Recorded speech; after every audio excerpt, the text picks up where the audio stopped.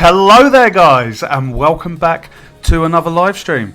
My name's Mike, aka Decimal Punked, and we are back in the Unreal Engine 5.5.4.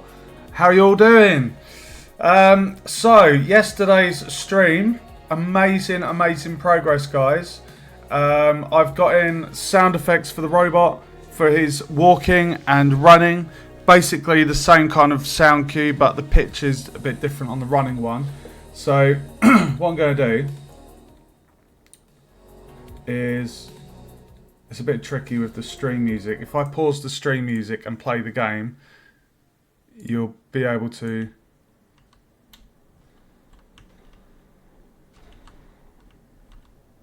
you can hear the music.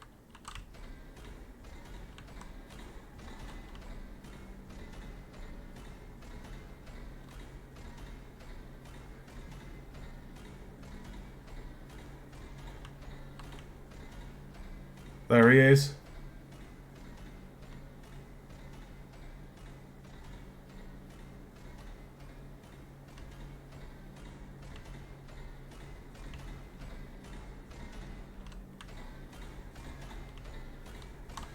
So I think what I might do, if you just listen.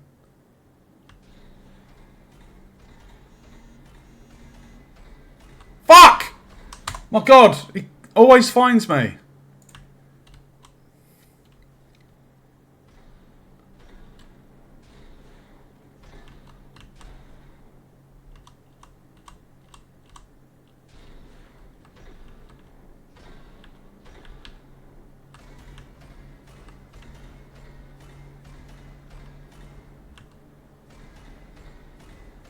Right, so basically, if I just turn up the music so I can hear it.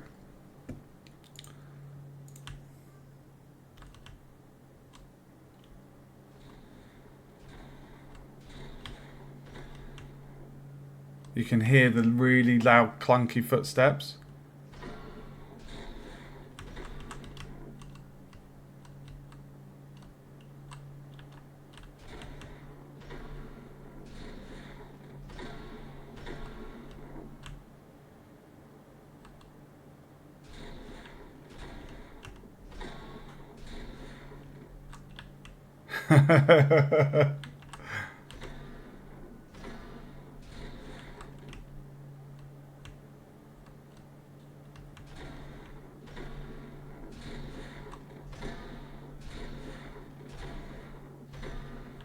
I think that is perfect. The running one.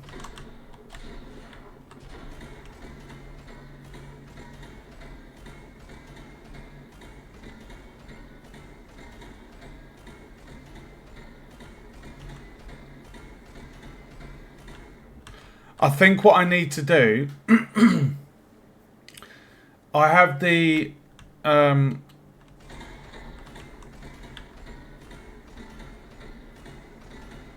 I think what it is, the sound effect is good, but because the like I've timed the sound effect perfectly, but I think because of this sound effect being used, it basically, I think I need to trim it in Adobe Audition to just get it so it sounds correct, because the heavy one, when he's just walking, sorry, I didn't intend to show this at the start, but it's nice to always see where we're up to. You can hear that one. It's perfect. What I'm going to quickly do, I'm just going to quickly add in the music, guys. I've sourced the perfect soundtrack. However, it's 82 meg.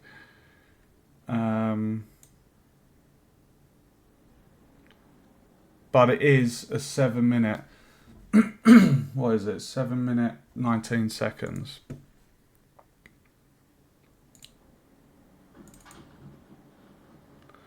Oh, that's interesting. So that's saying Soundwave, and it's got that. But this one...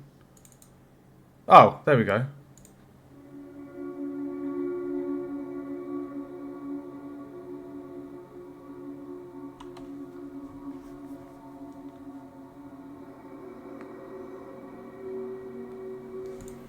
It's literally the perfect sound. So what I'm going to do,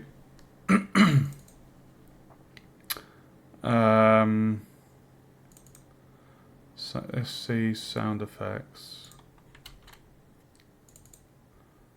Let's see sound effects. So if I make a cue and call this sound cue,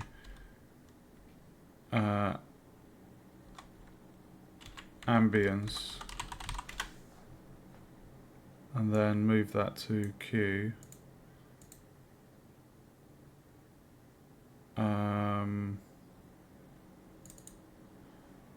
Why is that going onto my other monitor?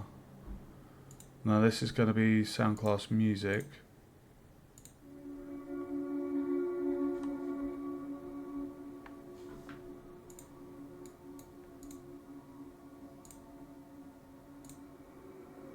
And that needs to be looping.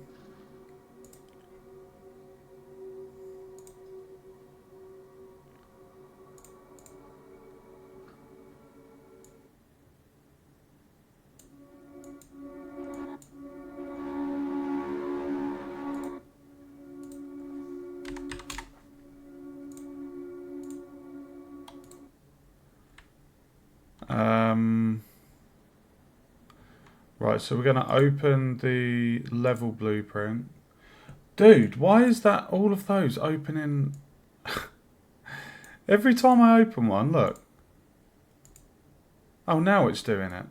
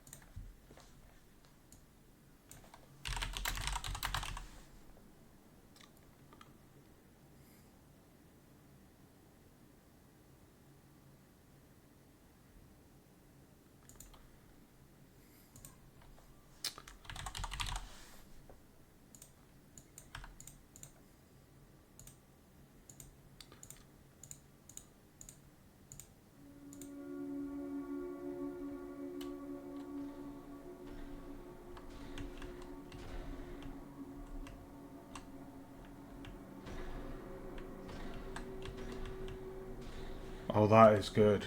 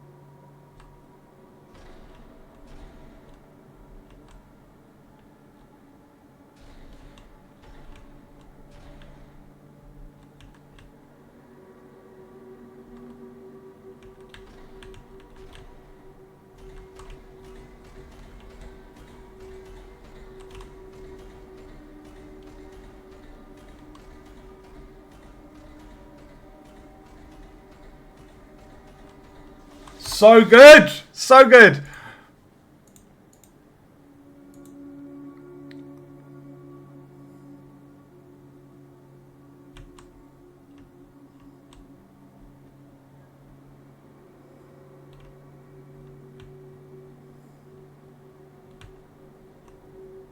I wonder if I can use my controller for this. Oh, I can as well. Brilliant.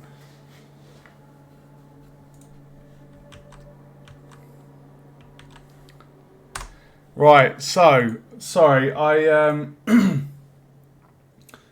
I wanted to get in that sound effect because I just thought I want to just put in the ambience. So one job I need to do is trim and redo the run sound effects for the robot, and we need a noise for the door as well. But that ambience is so perfect.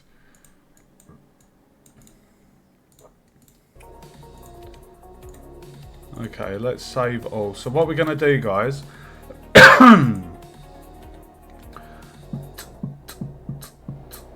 am I doing? Blueprints.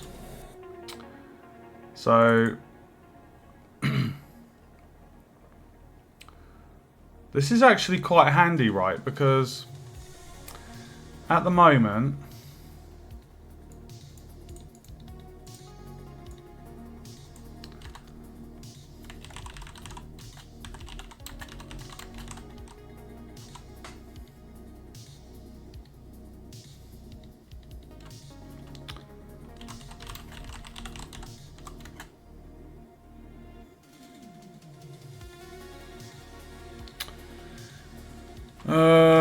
replace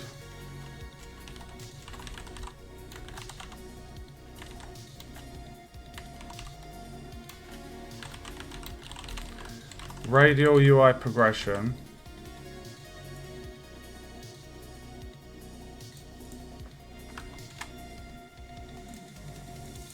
UI radial progression, hold position, cancel if player move.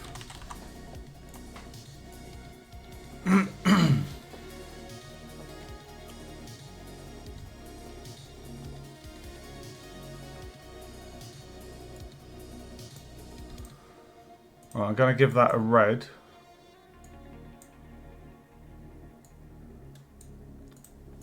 So at the moment, that logic, it all works really nicely. I'm going to set that to I think it was 300. So 300 divided by 60 is 5 minutes. So after 5 minutes, a lootable container will become lootable again. So this section here, not sure if I'll get it done this stream, because this stream is meant to be placing the lootables and then doing some work on the creature behaviour trees. So this UI radial progression, I mean, to be fair, it shouldn't take too long. It's literally just going to be a circle, like a radial circle filling up, and yeah, basically just like a little kind of pop-up in the middle of the screen maybe, but the code setting the player and spawn manager, resetting the container to be lootable, the looting itself, and then the spawn in the creature. Like if we go onto the spawn manager, it's very simple actually. That's literally it. Event begin play, add the 4 creatures to the array, and then spawn in a creature, pick a random one, remove it from that array and add it to the unavailable spawn pool. It's a very, very simple logic there. I do want to get the... Oh no, we could have them rotate to face the player through the behaviour tree actually. So anyway, sorry, waffling on. If we get this, the spawn creature, because that works perfectly. If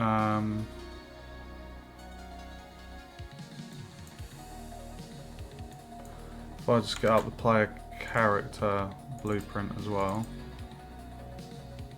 We don't need that rifle. Asset reference.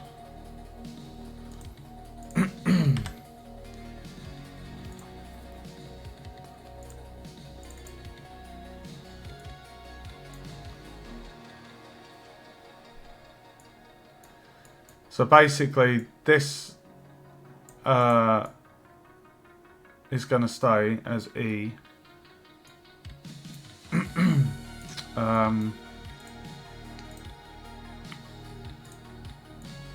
Reset spawn chance. There we go. Reset. Okay. So this is all done.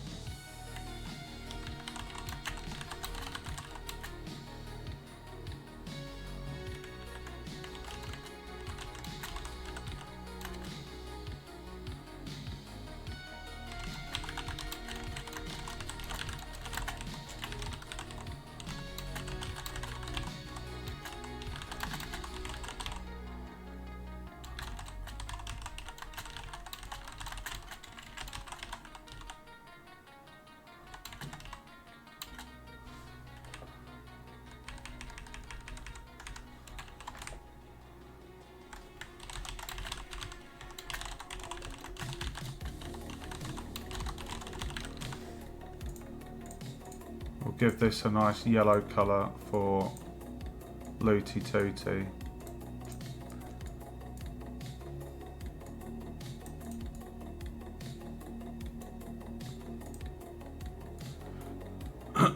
Actually, I'm going to give it a pink. Don't know why. So the event interact handles the player interacting with a container. This is work to be done. I'm just going to add that to the list.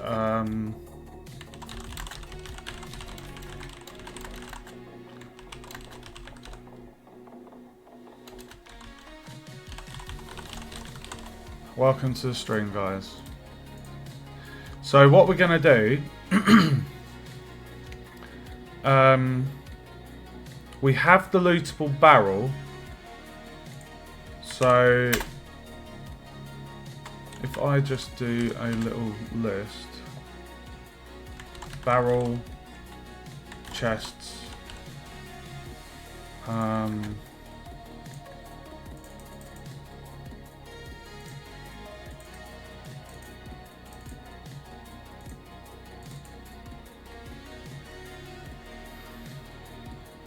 place in lootable. So I've got barrels, chests,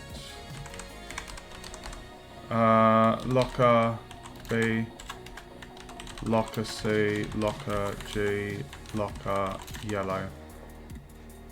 So I'll do a hyphen next to those to show that I've done them.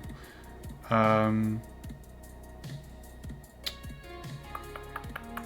gonna have to open up Blender, guys, because on Blender I marked out where all of the lootables are.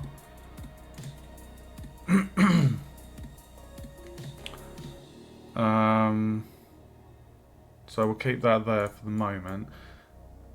This stays where it is. What I'm thinking is if I just replicate this code, so all I need to do is duplicate this blueprint and then call it another name, and then make sure that under here we change the mesh, and then over here as well, because the code is the same. The code literally does a RNG roll, spawns the creature. I mean, to be fair, we could actually get rid of this print string. We don't even need that, to be honest.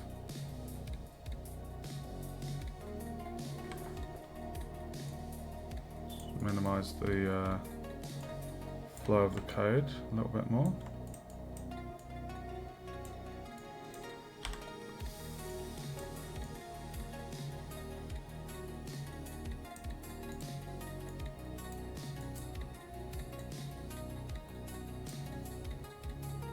If I get rid of that and plug that into there.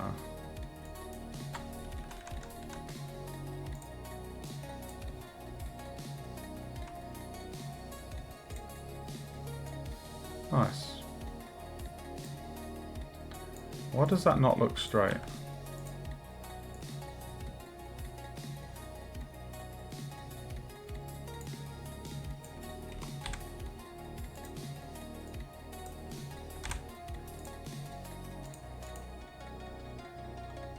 Okay, so barrel closed. So what we're gonna do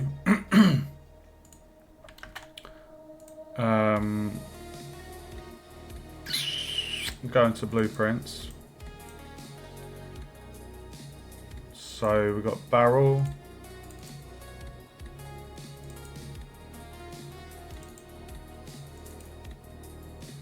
crate, crate, crate,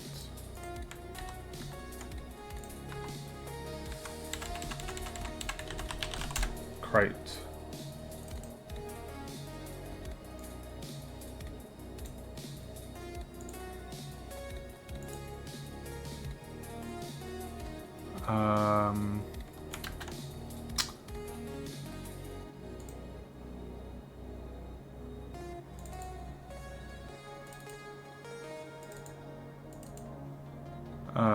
Barrel.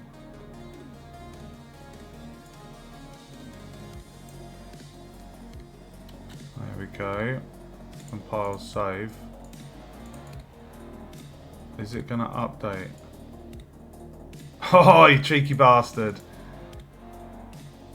Refresh the node.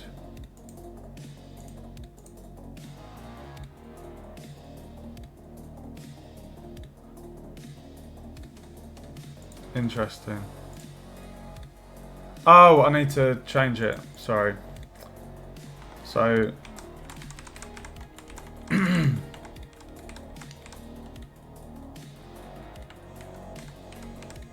so this is going to be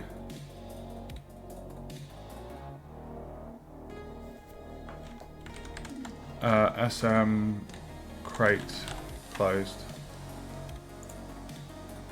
Okay.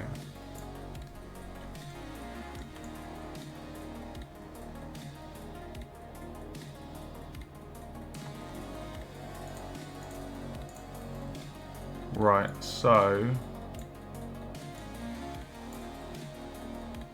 set static mesh. So this needs to change. So the code here is the same.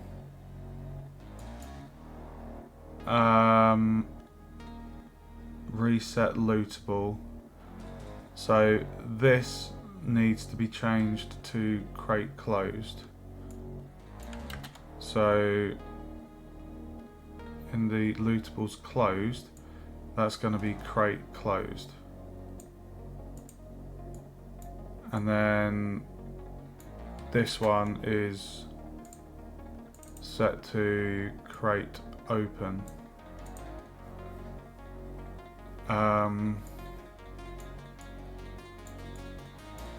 like I say, the code here, I've just got the player.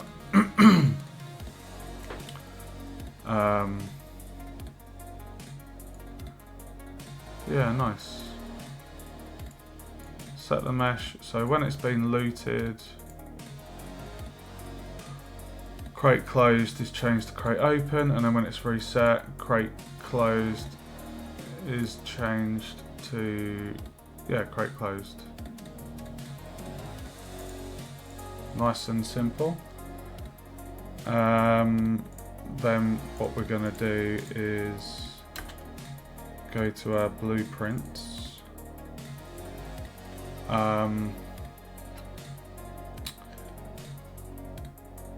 So what have we got? We've got barrel, chest.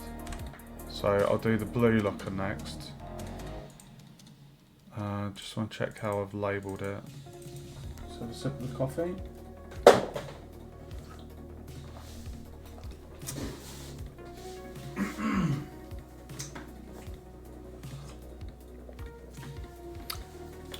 Oh fuck.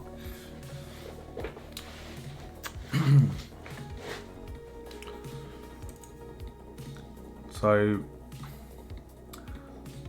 locker B, C, G and Y. So if we go locker B, so this will be BP locker B closed. So if I just copy that bit.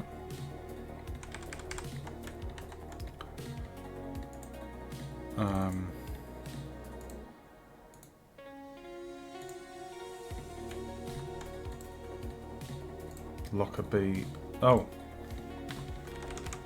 BP, there we go. Oh, there we go.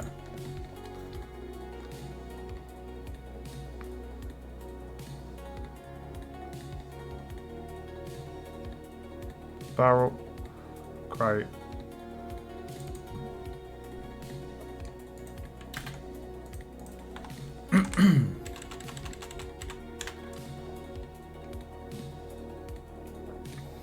Barrel, crate, locker B.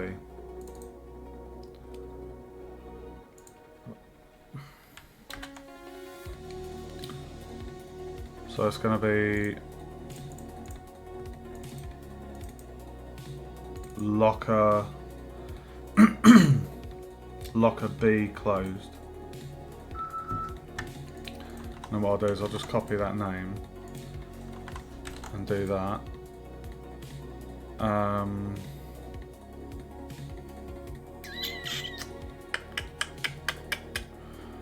So we've set the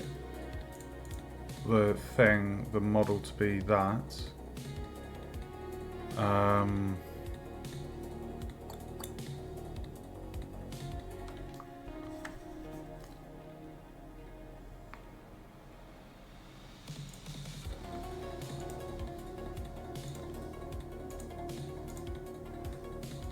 Right, so that's been renamed and locker B, the static mesh is correct. So now what we do is in here, we need to get the static mesh for locker B open.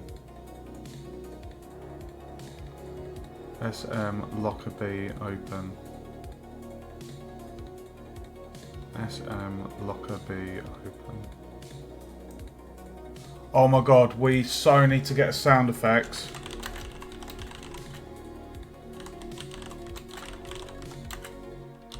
Oh my god, we need to have the sound effects for a crate being opened, a barrel being opened, and a locker being opened. These are all tiny little things that really just... Oh my god. It just builds up this behemoth of a game.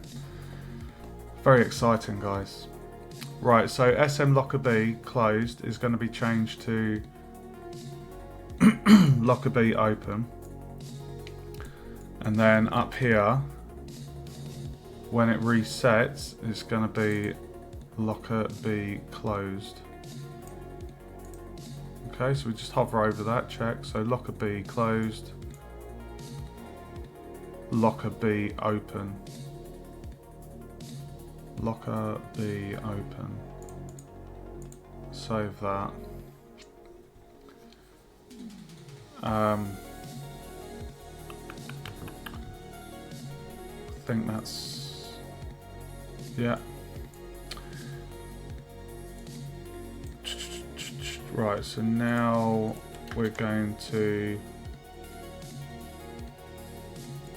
go into the blueprints. And sorry, I've got loads of notes of the little jobs I'm doing, so I'm just making sure I'm keeping track of everything, guys. So I'm going to copy and paste that blueprint, and then we're just going to change the end letter to C for locker copper. So the end letter is the colour of the locker. So we're going to open this up. And then we're going to change the static mesh to closed copper. Static mesh locker locker B closed to locker C closed.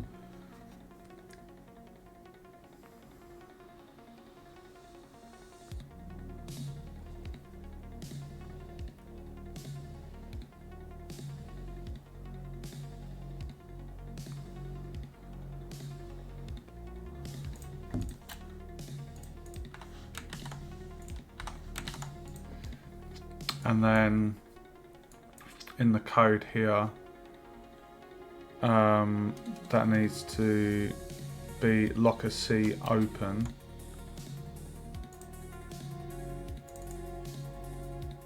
Locker C open. And then this is going to be locker C closed. So we're just going to check everything. So we're in the BP locker C. Static mesh locker C, and over here it matches, and then in the looting we change the mesh to it open. On reset, change it to closed. Done. 2 more to do, guys, and then we can put these in the scene, and then we can actually run around and test it. One of the things I'll be adding in is when the sound effect is spawned, it's going to have an attenuation radius, and then essentially if a robot hears you looting, it will go to that location and investigate. And if it sees you on the way, you're going to get pursued. So, quite a lot going on. I've got it all planned out in the design document. So, I'm super happy with all the work I've put into this project. Right, let's go back to the blueprints. So we're going to copy that one, and we're going to label this as G for green. I'm going to open it up. Guess we can actually close these other ones. So we're in locker G at the moment. So what we're going to do is we're going to go into our assets, models, Lootables closed, and this is going to be locker G closed. I'm going to copy that name and rename that as well. So in locker G, default is that. We need to get the open static mesh of locker G, put that in there, and then when it's reset, it needs to be the closed version of locker G. So let's just check that. So locker G closed, locker G closed, locker G open, locker G closed. Compile and save. And now we've got locker Y to do. So back to the blueprints folder, we're going to copy that and then rename that to Y for yellow. I'm going to open that up.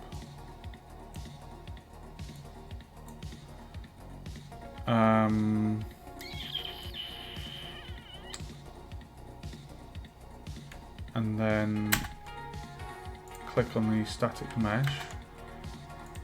The static mesh needs to be locker yellow closed.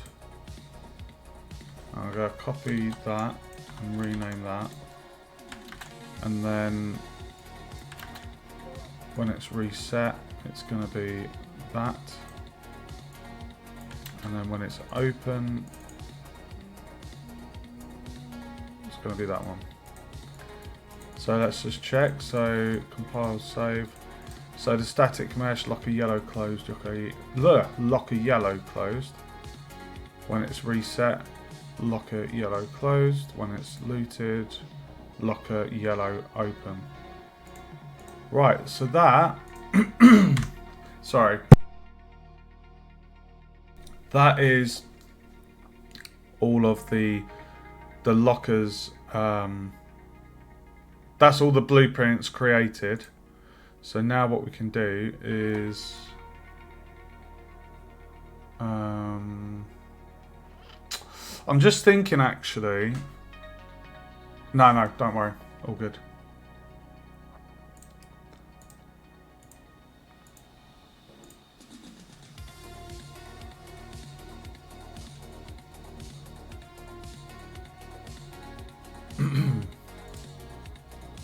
Right, what are we doing? So we need to hide the ceiling because I can't see. Okay.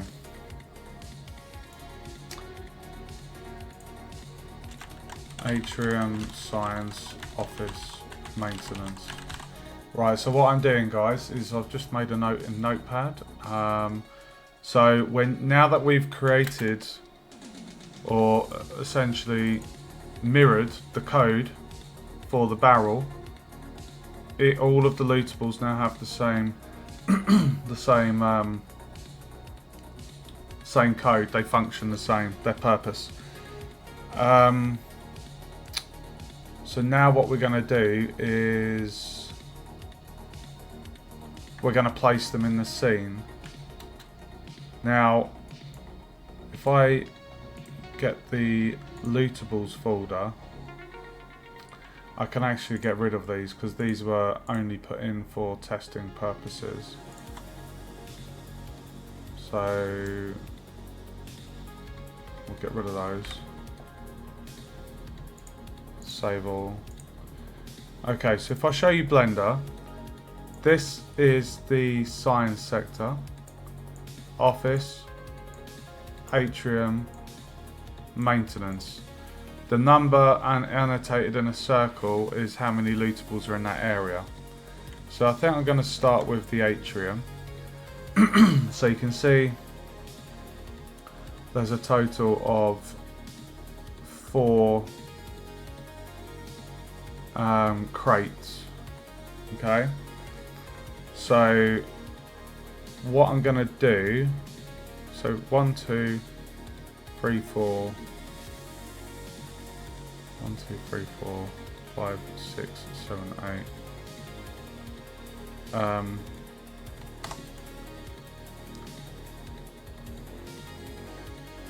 1, 2, 3, 4, 5, 6, 7, 8, 9, 10. So 6 blue lockers and 4 crates. 6 blue, 4 crates. So if we go over there now.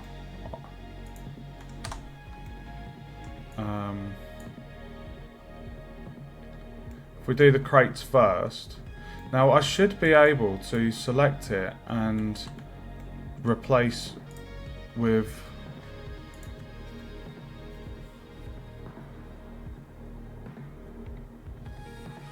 copy properties. What properties is it going to copy?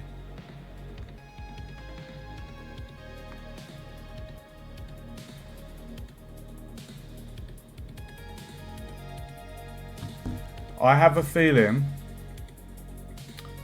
the properties are going to be, I mean, I don't want to copy all, I just want to copy the all. Just before, let me just quickly do something, guys.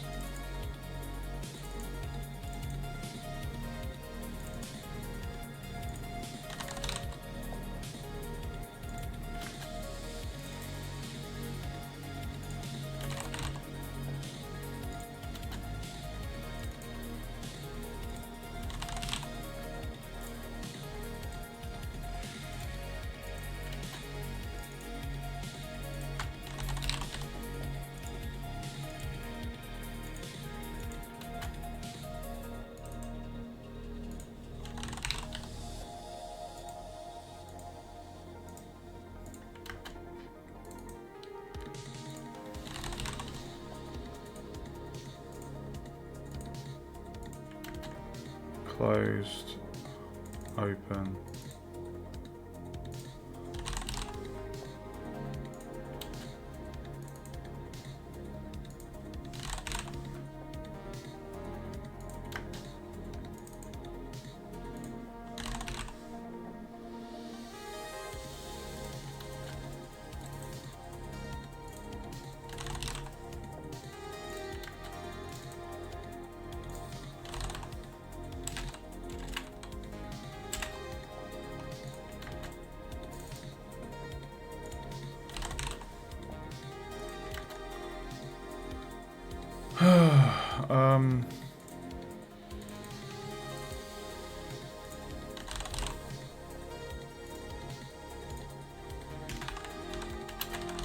Sorry, that was just something I needed doing, guys. Just checking that the complex collision was set.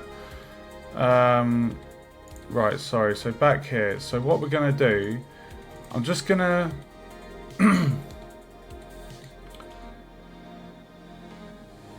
If I was to...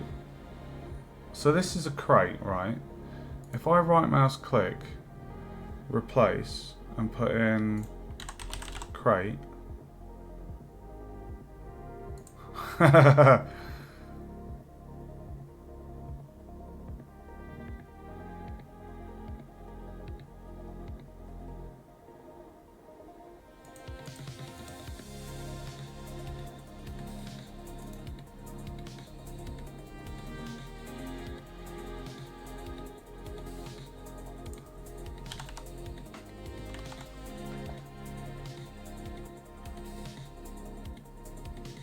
How annoying. Replace selected actors with...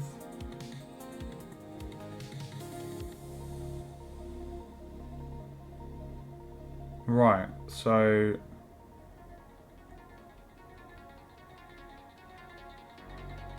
That's a little bit annoying. It's almost like it only knows what's been used in the scene already. Alright. Not a problem.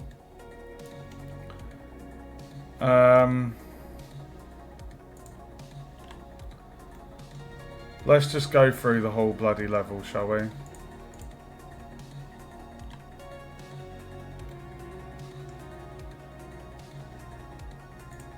I have to be careful with this though, because... No, I need to do this. Sorry, I'm just... Crate, lootables, crate. Okay. So if we've got 4 crates, 6 lockers, we're gonna do... So this is crate 13. So if I go to blueprints, this is the crate. So we're gonna put lootable crate there. And that is crate 13 closed. So if I copy and then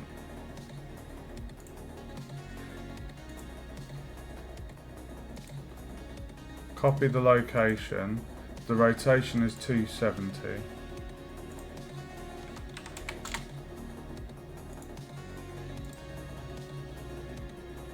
And then I think it was 13, wasn't it?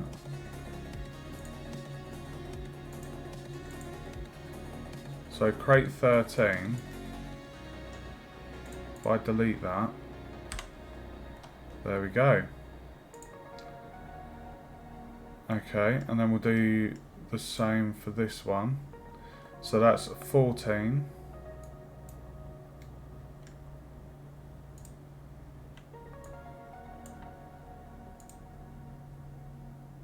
So copy the location. We've already got the rotation on there.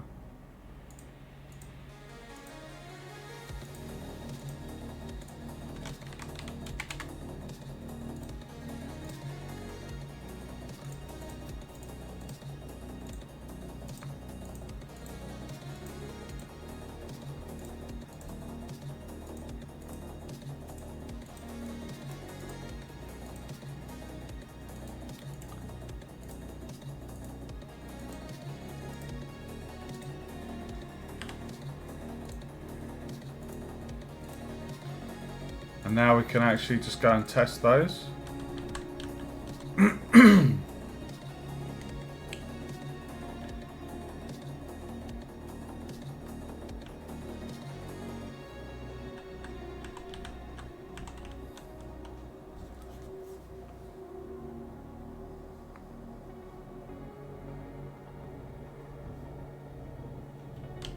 Well, hey! We got one. My little dude, so we got a creature. Oh, this is really coming to life, guys. Look at that. So after 5 minutes, that's going to reset.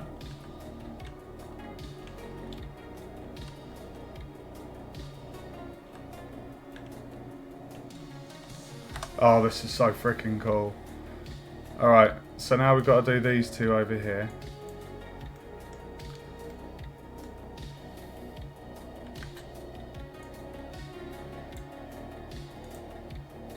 Thanks for the spam view, Soft.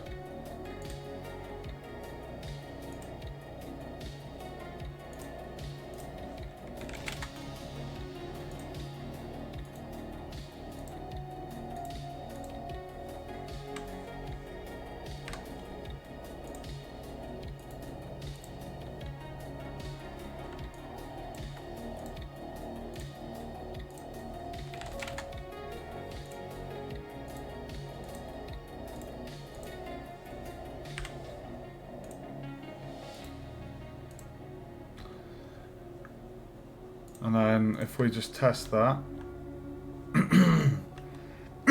Jesus Christ. Sorry guys, my throat's a little bit iffy.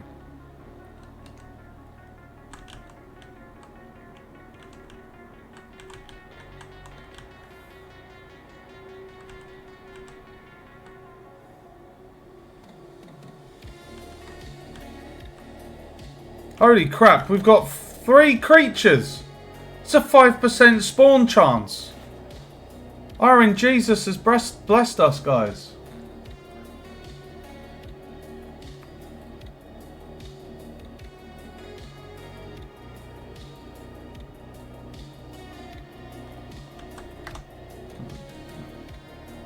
That can't be right. It's 5% spawn chance, dude.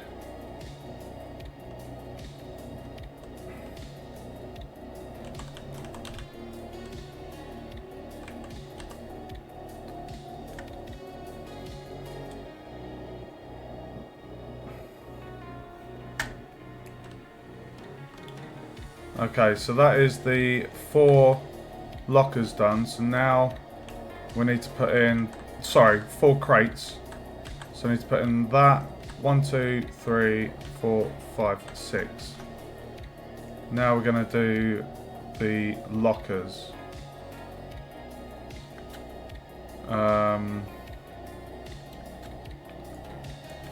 So if I put that in there,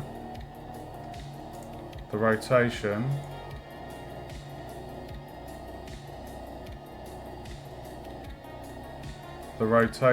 is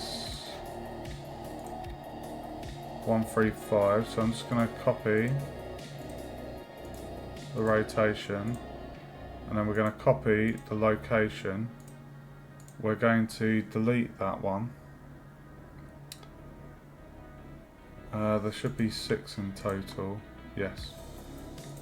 So, sorry. Copy the location. Delete that one. Paste the location there. Okay. And then we're going to do the same here. Copy the rotation. Paste it. Copy the location. Delete it. And paste. And then over here, drop that there.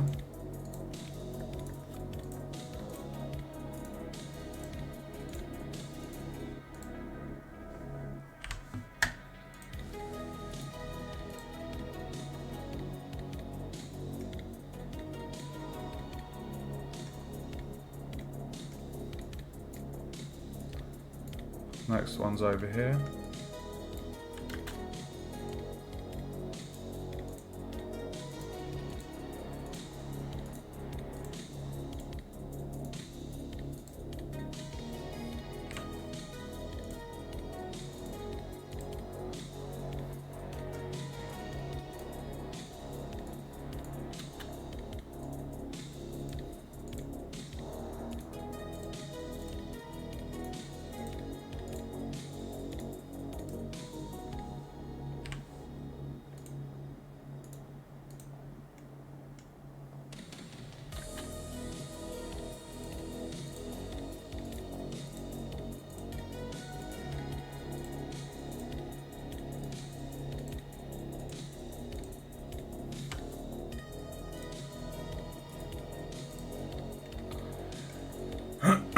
So we now have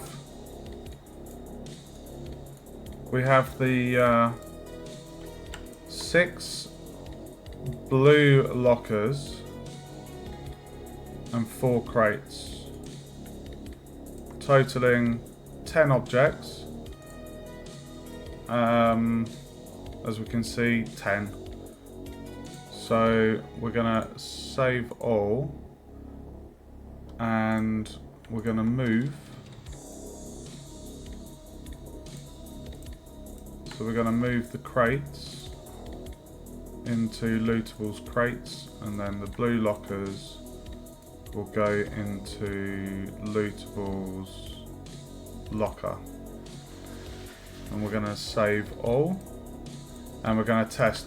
What I'm most curious about is the creatures spawning from a locker. They should still spawn next to the player.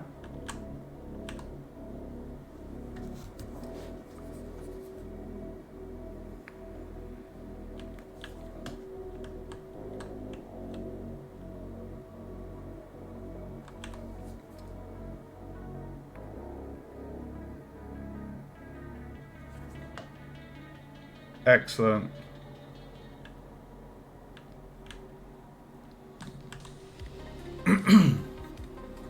Hey King, welcome to the stream, dude. Thank you for tuning in. How are you?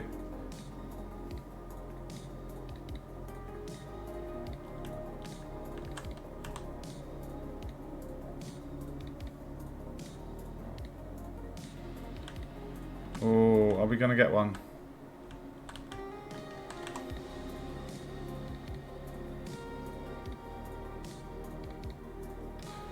Test that again. I'm very good, thank you, mate. I'm super motivated.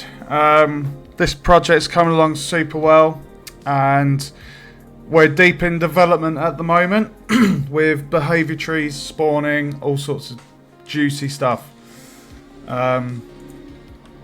So yeah, it's coming along great. This is like a futuristic kind of space game. And when it's finished, it will be put on itch on my channel. I've got a link to my itch page below, so you guys will be able to play it. This is a university project. It's my solo game design project, which has to feature AI and use Unreal Engine's behavior trees to manage, you know, how the AI behaves. Thank you very much, dude. I'll show you. I'll turn off the stream music so you can actually hear the game music. Just give me 1 sec. I'm just testing. I just want to see another creature spawn from a locker. Top left, there we go. Here he is, Octo-Nymph. Okay, if I just mute or pause the live stream, you should hopefully be able to hear the music. If I turn up, there we go, you should be able to hear the music now. So the idea for this game is you're a celestial engineer that rescues alien creatures that are being enslaved by the robot uprising. So you're sent to like different space stations in the galaxy, and your job is to locate the creatures that are hiding from the robots and then safely escort them back to the center of the map. On this one there is 4 different sectors. As you can see, the one at the bottom here, this is the atrium. We have the offices on the left, and at the very top is science, and on the right hand side is maintenance. So there's 1 robot type in each sector. So if the robot sees you, they'll pursue and attack you. If you are escorting a creature and the robot spots it, it will go for the creature and then put it in the nearest container. So you'll have to find that creature again. Once you've rescued 4 creatures, that's the win condition for the level. It's kind of got multiple, I wouldn't say inspirations, but if there were games that you could kind of potentially relate this to, it could be Pac-Man, in the sense of, you know, you've got the robots patrolling around, Rayman and Sonic the Hedgehog, both of those games. Rayman had the little purple dudes enslaved in cages. Sonic the Hedgehog, when you get to the end of the levels, you jump on those metal containers and free the animals. I wouldn't say Metal Gear Solid with the stealth, but you know, you can line of sight and hide from the robot. So, and it's also meant to be quite intense. So I'm going to do a little play just so you can see and hear the music.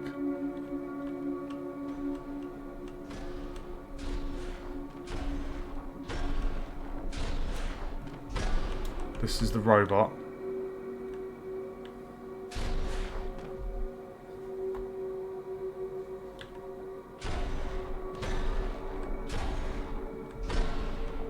This is the robot. If he spots you, he will go for you.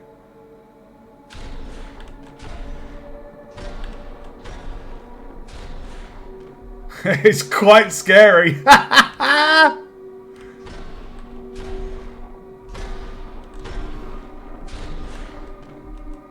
And then he'll chase you.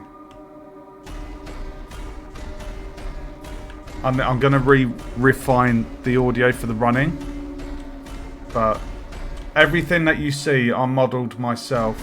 The only asset that isn't mine is the music and sound effects. I modelled and got the animations from Mixmo. But every little thing in this level, modelled in Blender. Creatures too. And the reason why he's jabbing out there is because I haven't put in the logic yet in the behaviour tree for him to attack you when he reaches your position.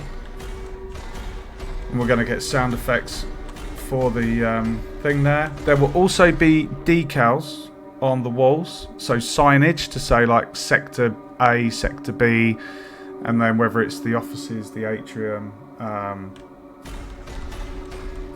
But yeah, I'll show you the other robot modelled. Thank you for your comments, though. Yeah, I wanted to do something. The moment we got given this brief, I thought to myself, okay, like AI, robots, a maze-like thing. And then I thought, I'll do space. I haven't done anything space-related before. So I chose space, and then I sketched out, I'll show you the little thing. Here is the original sketch for the level. Very, very simple. And yeah, so that's the idea. And then what else? How long have I been working on it for? You'd have to go on my YouTube playlists. I've got a playlist for Blender where I've got all of everything you see in this game, you can see on my previous streams on YouTube. So if you were to tally up the total modelling time, and then all of these streams I've been put into my YouTube for the actual Unreal Engine game dev, that's how long I've been working on it. So I don't know at this point. I've not actually looked, but towards completion, I'll do a tally and see how long it took. But yeah, thank you very much for the comment on the atmosphere. That is the one thing that I've been I want it to be quite scary and atmospheric. So, and this bit over here, you see how the light oh shit, hold on.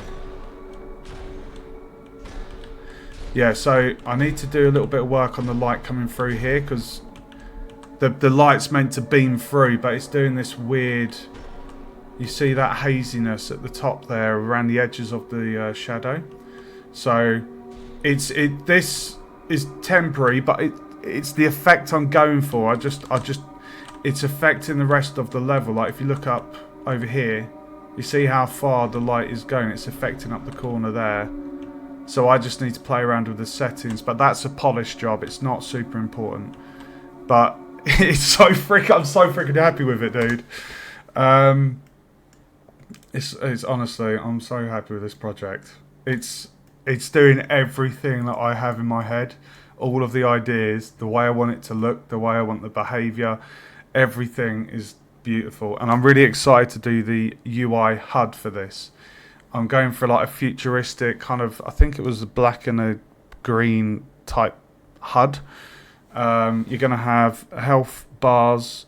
I'm not going to do it as a progress bar. It's just going to be health bars. So, and then I was going to have a stamina meter, and then there's going to be a proximity detector as well. So when you're escorting a creature, they move at a slower speed than the player. So if you move too fast, the lose player logic kicks in, and then the little creature will kind of run off and panic.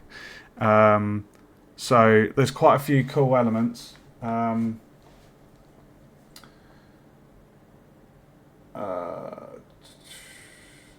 Thank you, dude. Your comments are really really appreciated. It just shows that what I'm making is what the impact I want to have on players. That's how I want them to feel when they play the game. And I just added in the music, like you can hear the music, that ambience. And like I say, we're going to be putting in decals for the signage. I'll show you my favourite room. This is the atrium. Like you got a water dispenser. You got the corner. I really love the corner sofas I've made. So yeah, your comments really do. I really do appreciate that, dude. Occasional sound effects similar to the robot, but isn't. I'll take that comment on board. But there are going to be 4 different types of robots, so 1 in each sector. I don't want to sensory overload the player because I'm going to add in footsteps for the player character. So I just don't want to overdo it. And like, it's going to be scary enough. Like what I'm thinking when the robot chases, I might kick in some kind of panic music. Maybe like the character heavily breathing or something. That would be quite nice. Thank you. Thanks, King. Right, so let me just check. So all of the... Where's my lootables folder? Here we go. So we've got 4 crates in, and then we've got the 6 lockers. So the atrium is complete. We're going to go over to the offices. Yeah, well, it's my deadlines. I've got a group project as well. That's coming along nicely. The deadlines for my games to submit to university are the end of April. So I've got my kids for a week over Easter, but then the other week afterwards, I'm going to be flat out in engine. And I reckon I can get this done by, I don't know, hopefully mid-April. I'd say a fair while. But as designers, where the university requires us to learn Unity as well as Unreal, so each trimester, we're hopping between the 2 engines. So, it's you'll be in one engine one trimester, you'll have Christmas break or whatever, or summer break. You'll come back and you'll be in the other engine. So then you're having to remember the different hotkeys and the different logic and the nodes and the visual scripting. So that side of it can throw you a little bit. But I've been in Unreal for quite a while. I would nowhere near say I'm an expert, but I can prototype games and get them working and problem solve. So yeah. If we just go into Blender, we're just going to do a count of the lootables. So I've got 5 lockers on the wall there. Let me just go bird's eye view, this will be easier. So 5 there, 6, 7, 8, 9, 10, 11, 12, 13, 14, 15, 16, 17.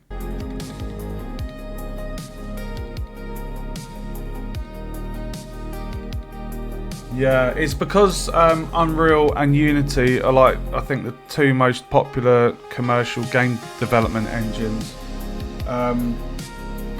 But, you know, the logic and the code and things are kind of fairly consistent between the two.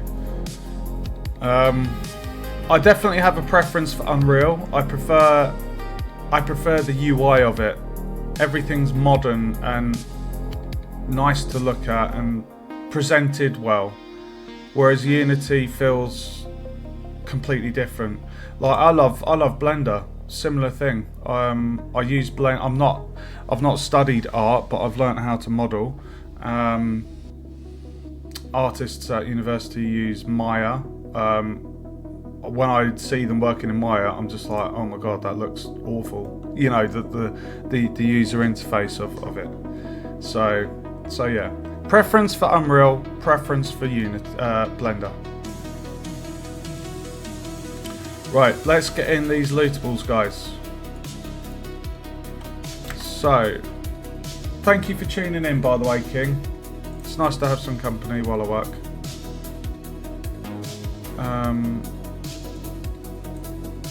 Right, so we've got 5 yellow lockers. So, we're gonna 1, 2, 3, 4, 5.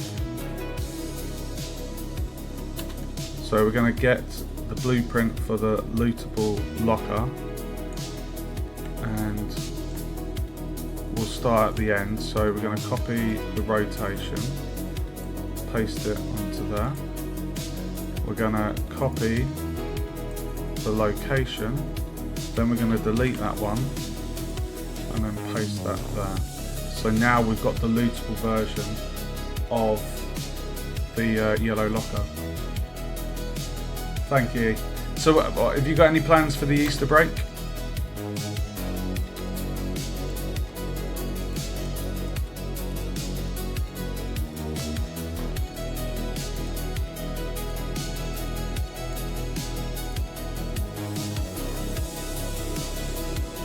And the same question to you as well about Unreal. I do get quite a lot of devs tune into the stream, or people that are modelers or programmers. Are you involved in game development in some way? And by the sounds of it, you've got experience in the Unreal Engine.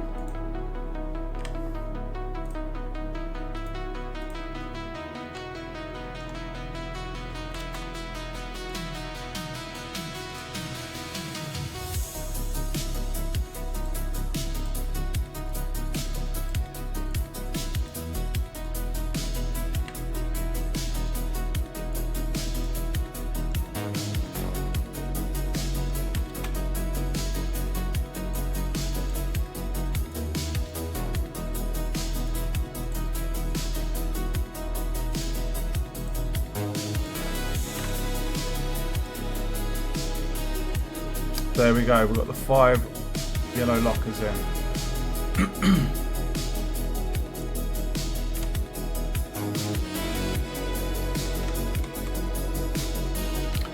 Okay, so now we need to do the crates. So 5, 6, 7, 8, 9, 10, 11, 12, 13, 14, 15, 16, 17. 17 on the annotation there. Okay, so I'm going to start up this end.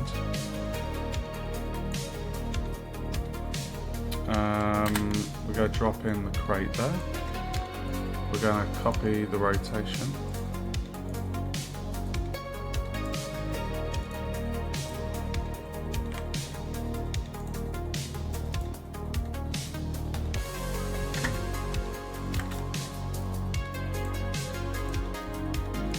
I'm loving this music, guys. One of my viewers, they posted a video link of this track, because I always have copyright safe synthwave music to work to whilst I stream, and this is a new edition, and oh, it's really beautiful.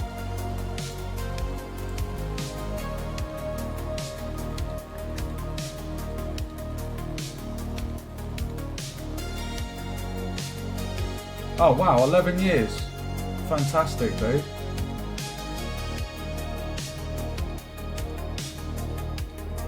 I've heard of Cloud Imperium games. What can you list a couple of games that they've made? That name does ring familiar. I do play a lot of different games, but I tend to be a bit addictive to my games. Like at the moment, it's Age of Empires 2 Definitive Edition, League of Legends Wild Rift, Melvor Idol, and RuneScape.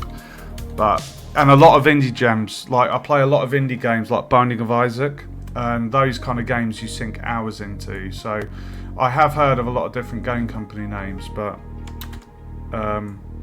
because I get addicted to certain games, I just, you know what it's like. It's everything becomes a little bit of a blur.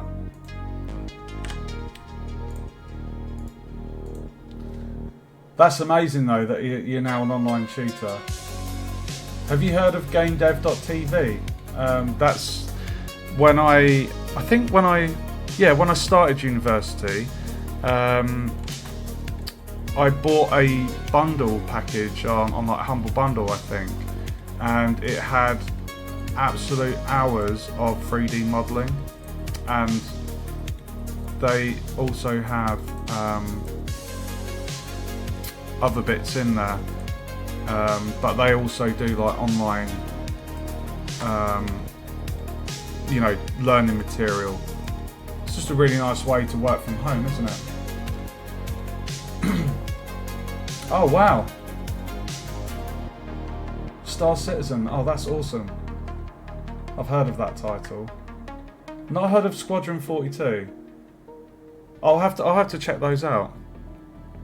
But it's nice to meet a fellow designer and someone with a lot more experience as well. So if I come across any issues in Unreal and you're in the stream, you're the person to ask for any advice.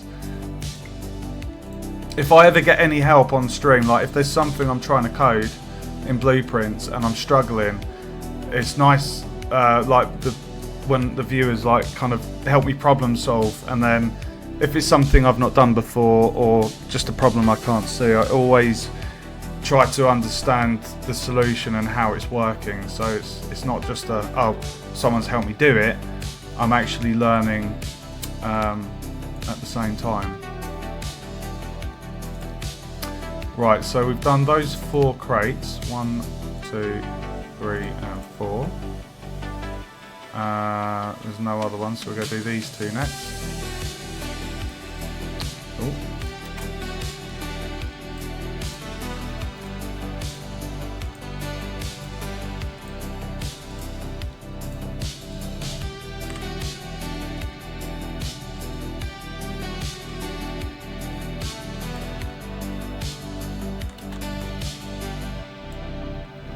So what I'm doing at the moment, guys, is I'm just swapping out the static meshes for the blueprint version of the same object with all the code. It's not a big job, but it's a job that needs doing.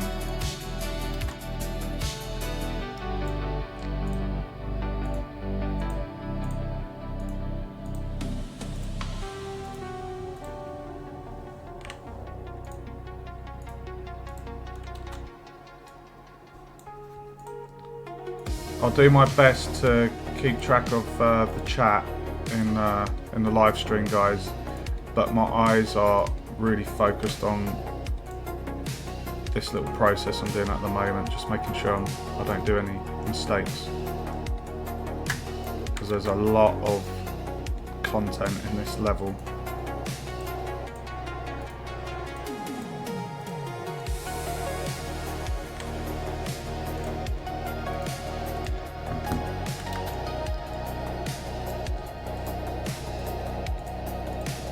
Plus I'm vaping with my left hand.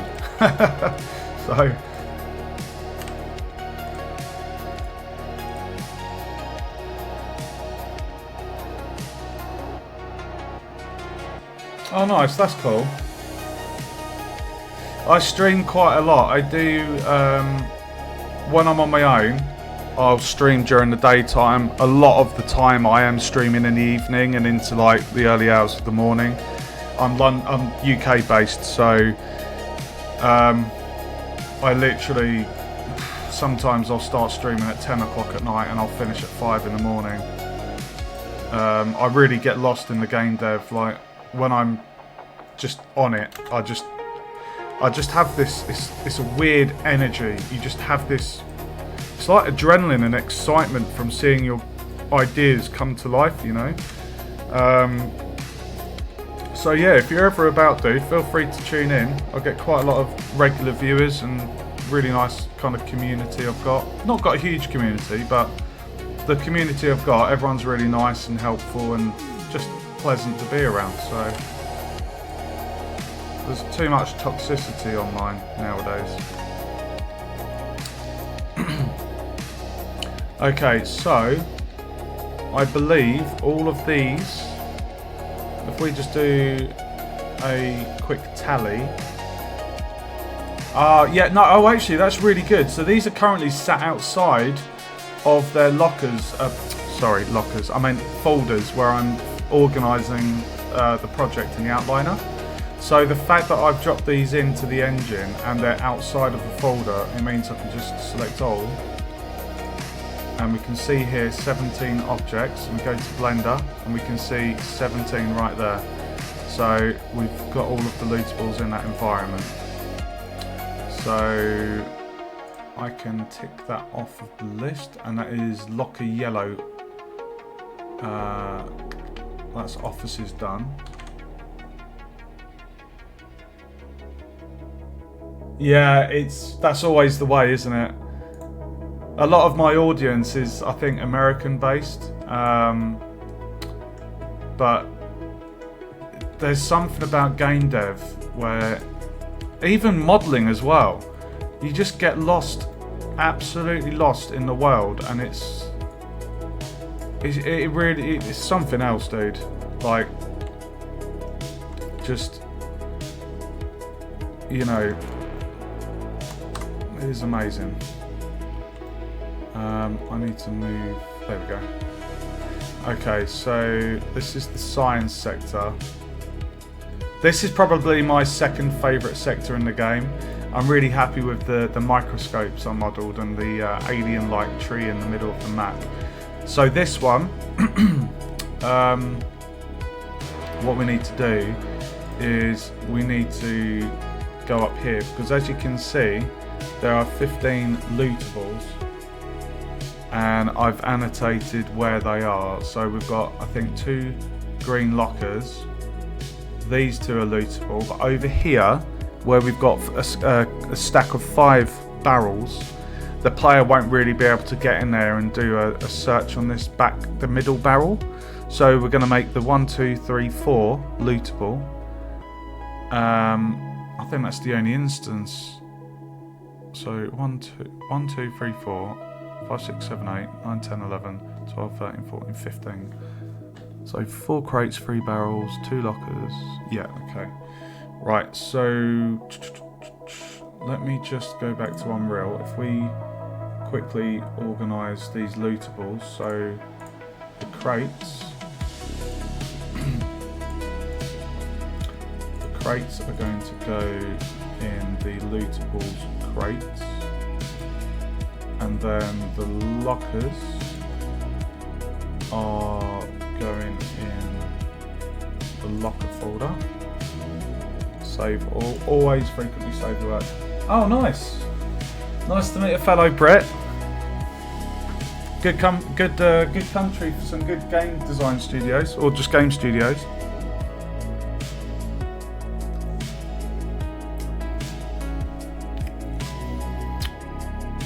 Okay. Right, let's start with the lockers and those 2 objects.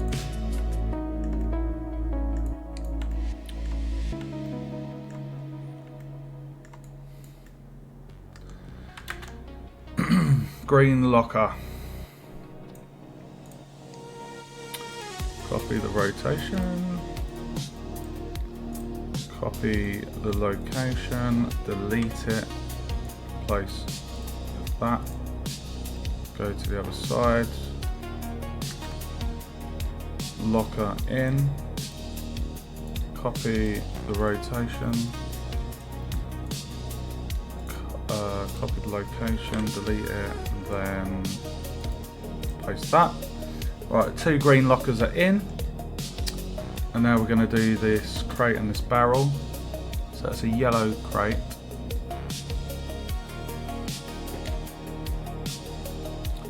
No, I haven't. But I think one of my cohort has been to that.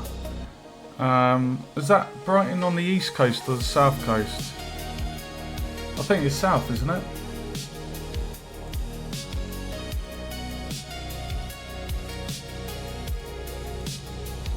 I've got 4 boys, so my weekends, at the moment, if an event falls on a weekend with my sons kind of take priority, so I may miss out on some networking events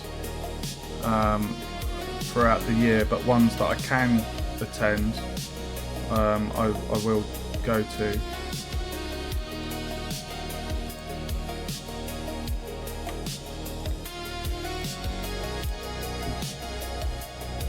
Okay, so we've got the loot and the crate.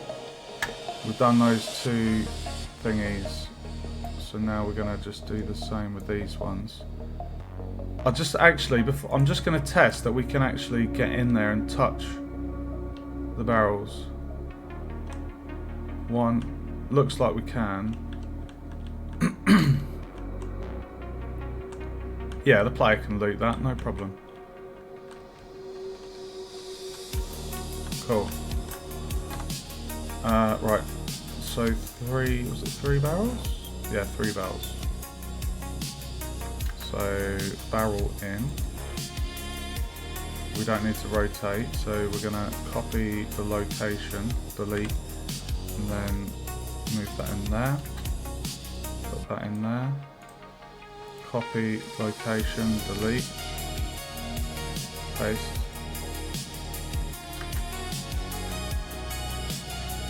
Copy, location, delete, paste, 4 crates.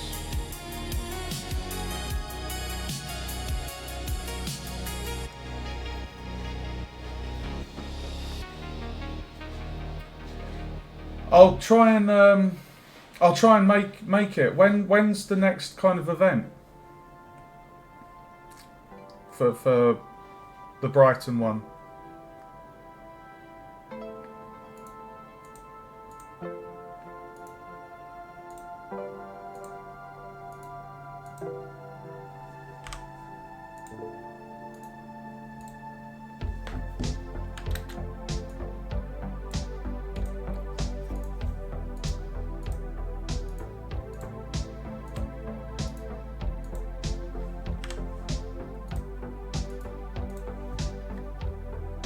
Oh, I can make that. I should be able to attend that.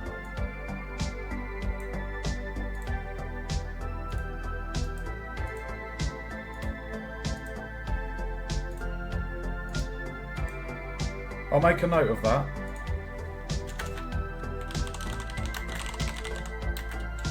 Thanks for the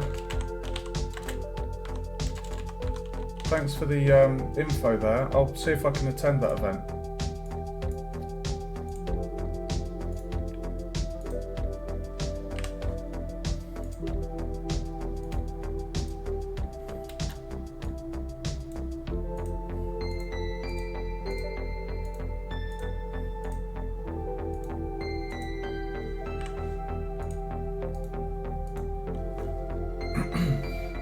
Okay, dude.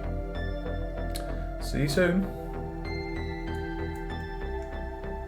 Right, so the middle barrel isn't lootable. Okay.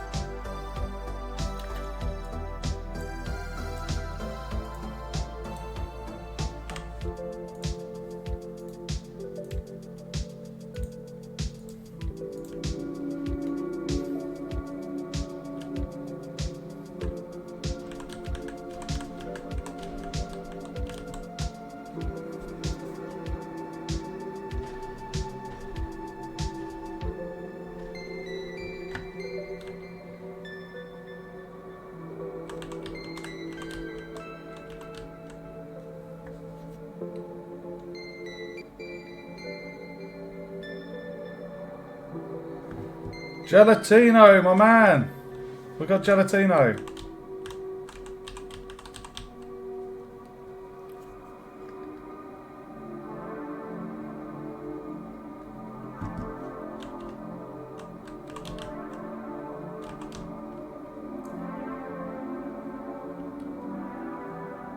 Octo-nymph. Oh, I love him. He's the only creature that flies. Okay, so if we now do a count of the lootables we just put in scene. Welcome back, dude. So we have a total of 15 lootables. That should match up with Blender. Whee! 15! GG! And that is the science sector, and we've got the green, all the green lockers in. So now, now what we need to do is do the 22. So the maintenance sector is the only sector. This one doesn't have a dud necessarily. This middle container right here, it's not really reachable by the player, so it's not a dud, it's just not one that can really be reached. However, the maintenance sector, as you can see, only one crate is lootable and one barrel. So this is meant to contain dud containers that will throw the player off or mislead them. And it will just add to the suspense while the robots are looking around. Like, you're frantically looking around for a searchable object. So, like, especially over here, only one of these is lootable. So, let me just do a tally count just to make sure these numbers match up. So, 3 plus 1 plus 1 plus 1 plus 1 plus 1 plus 2 plus 2 plus 1 plus... Huh?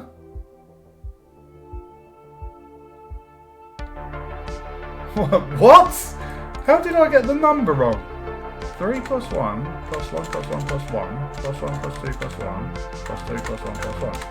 15.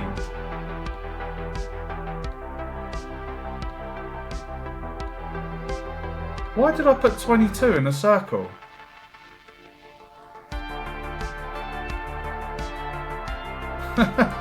Okay, let me... What? Hold on. Plus 1 plus 1 plus 4 plus 1 plus 1. I don't know why I put 22 in a circle. Why is... What? Why did I annotate 22? Is that... Maybe that's in relation to those lockers on the right hand side. Right, okay. What a numpty. So there's seven lockers. Ah, sorry, hold on. No, I wasn't wrong. No, there is 22. What a pillock. No, look, the lockers. One there, one there, one there, one there. So there is 22. I'm just being a numpty. So, sorry guys. Let me just add that up again. So 3 plus 1 plus 1 plus 1 plus 1 plus 1 plus 2 plus 1 plus 2 plus 1. 6 copper lockers. So there's actually 21 then. Okay, well that doesn't matter. I just that threw me off. Right, let's organise these barrels. So barrels will go into the barrel folder. The crates will go into the crate folder. And the lockers, the green lockers, will go into the lockers. Okay. Yeah, exactly. It doesn't matter. We'll find out the true value once I've actually put them in engine. So what we're going to do, we're going to go by Blender. Now, we already have the dud static meshes in there. So what I'm going to do, I'm just going to save the project. Right, so we'll start up the top. So we'll start with the barrels. So 3 of those are lootable. So I'm thinking I'm going to go for these 2 here and then this one. So barrels.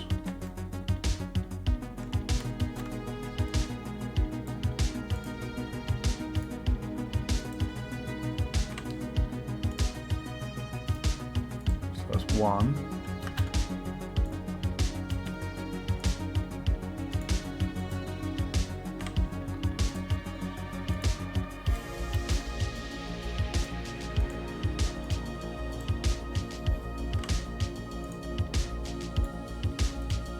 Okay, so that's the 3 barrels there done. And then we'll go to the crates. So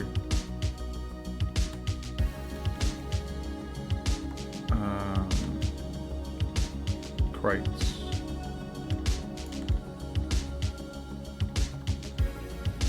So 1 of those. I think I'll go for that one.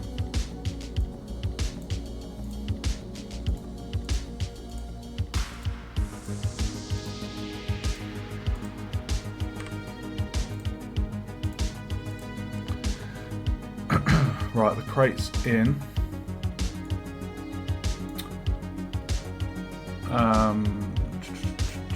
So the barrel's done there, we've got the crate done. And then we're going to go down. If I just do this central section and then work my way back up there. Oh, actually, no, we'll do over here now.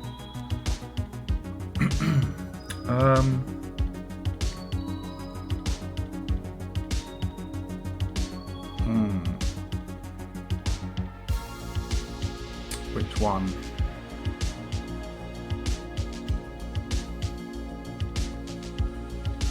Okay, I'm gonna pick this barrel right here, guys, because I know the robot senses, and if we were to pick this barrel here or this barrel here, they're quite hidden from the robot, whereas if I say this is the only lootable out of that cluster, then they're going to be a bit more exposed from this side and also here. So that's a very sneaky decision there. Right, so we're going to pick that barrel.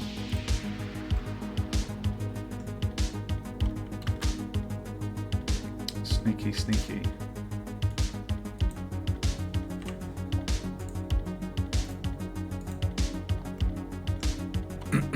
Okay. And then one chest, 1 barrel. So I'll go for that and that.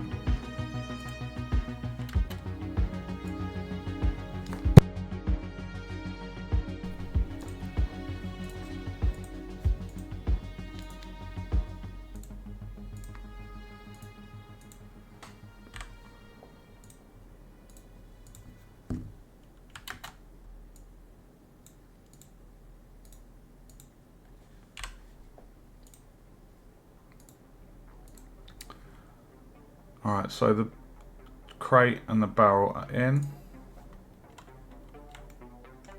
So this top section is done for the duds, and then we need to go through and check all of the copper ones. So 3, the 1, the 1, the 1, the 1. Okay, so 1 of those barrels.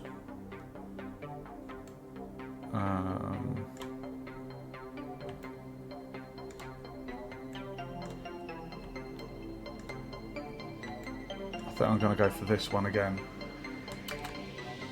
Make it exposed, an exposed choice for the player. Ooh.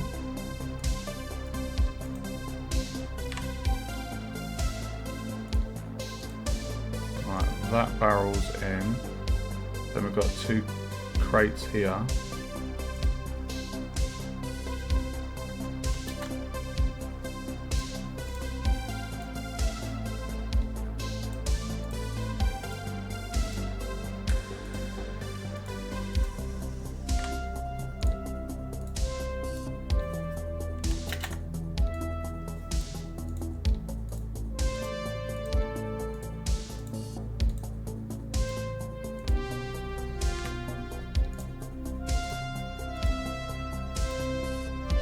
1, 2, 1 crate.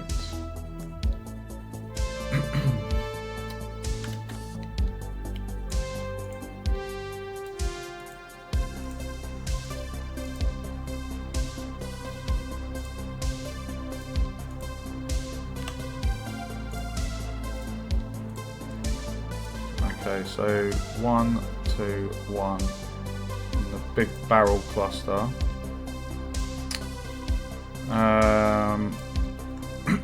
Right, so 2 of those are lootable.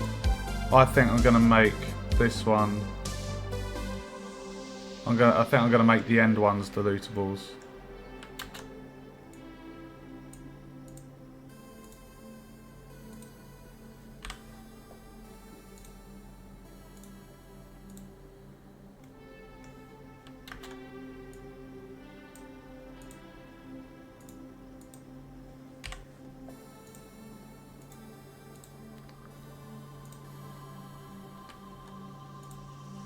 Barrel's done, and then 1 crate and 1 barrel over here. 1 crate, 1 barrel. 1 crate, 1 barrel. Okay.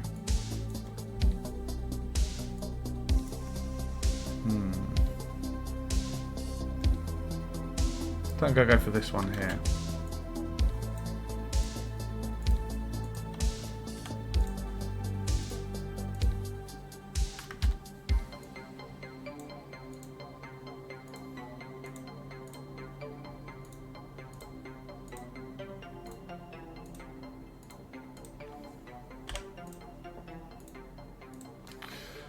Okie dokie.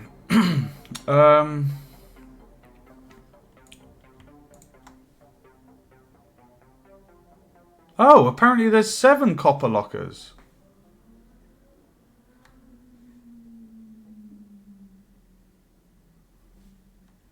Okay. You can just about make them out, guys. So it does actually add up to 22. It just so happened that the same amount. Oh no, that is correct. Sorry. L for locker, B for barrel, C for crate. Right, so there's 1 on that wall.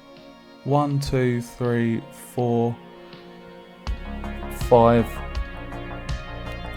Where's the other one? Hold on. Oh, up there. 1, 2, 3, 4, 5. I feel like I'm blind. 1, 2, 3, 4, 5, 6, 7. Okay. 1, 2, 3, 4, 5, 6. Right, okay, so I'll do these 2 down here first.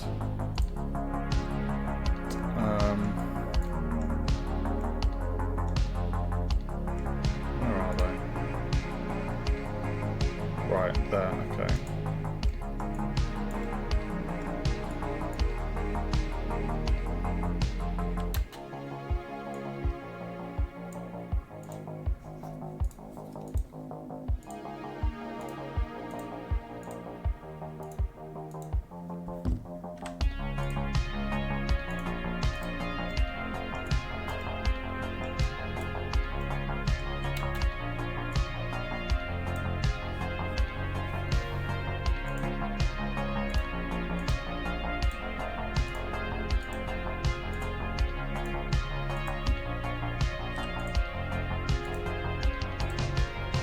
Okay, so we're going to be sourcing sound effects for the lockers, the crates and the barrels. Now, one thing to note is I'm going to be adding in some logic for the behaviour tree of the robot. So if the player is looting, there's going to be like a sound. If we've got like a rummaging sound or something appropriate, it'll create some kind of noise, and whilst that noise is playing, we need the AI to basically, if it hears a noise, it will go and investigate. So it won't run to the location, it will walk over that way. So yeah, it's gonna be quite intense. Like, I'm really excited to put that in. Right, so we've done those 2 lockers here, so I'm going to zoom in. So we've got 5 left, so 1, 2, 3, 1, 2, 3, 4, 5. 1, 2, 3, 4, 5. Okay, so I'll do this one over here, which is just there.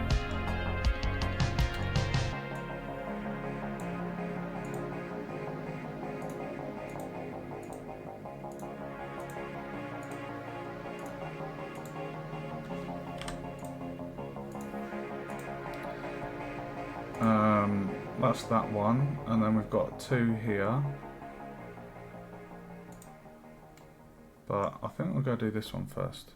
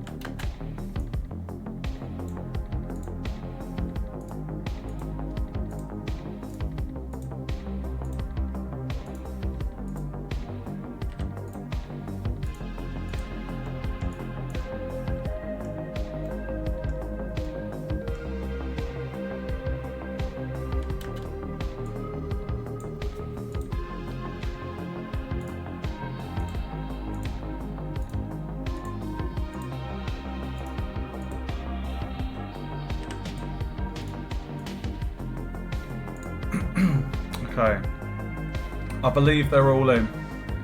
So head count 22. There should be 22 lootables in total for the maintenance sector. So 22. Let's count them up.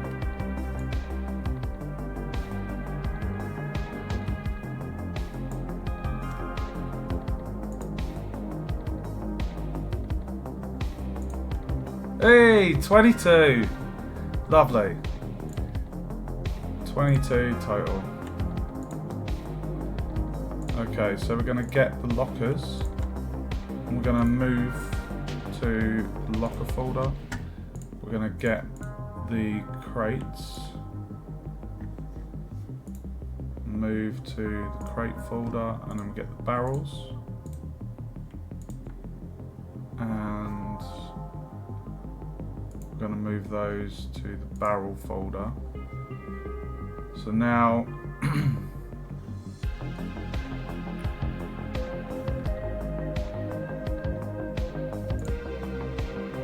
yeah, so there we go. So you can see we've got all of the barrels with some of the duds. We've got all of the crates with not as many duds. And then you've got all the lockers. So that is all of the lootables in the game.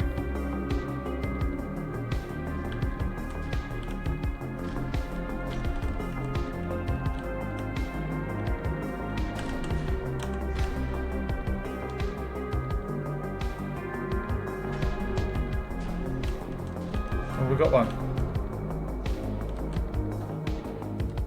We got a little dude.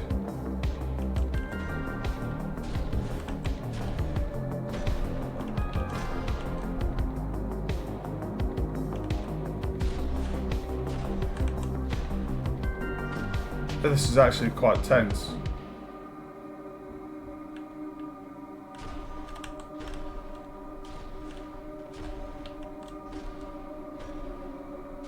Why is that one not working?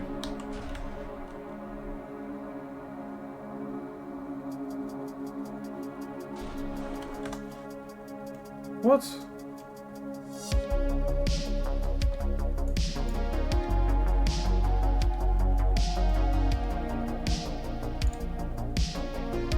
Why did that one not work?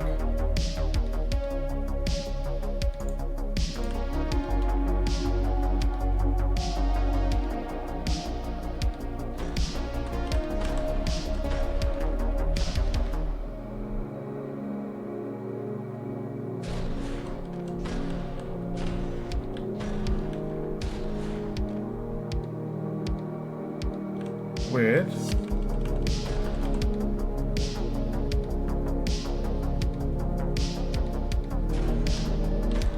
Does this one work?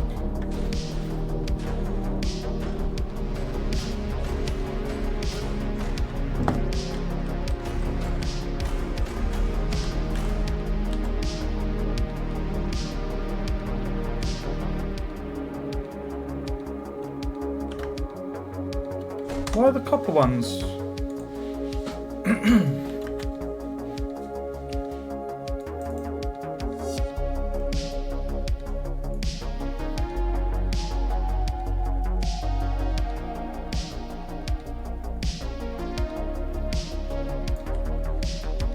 How strange. Welcome to the stream, guys.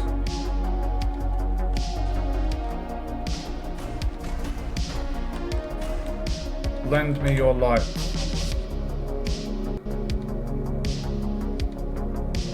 That one works. So why does this not work?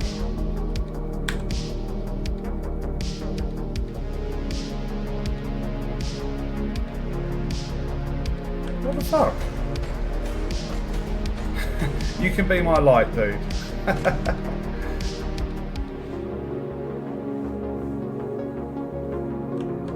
That one's not working.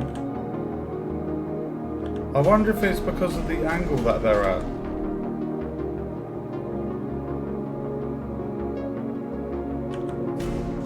How strange.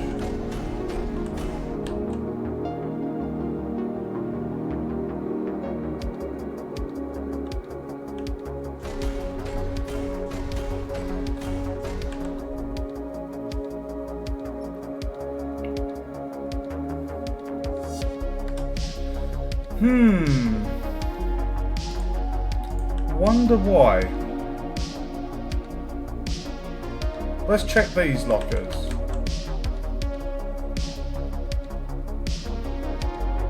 That works.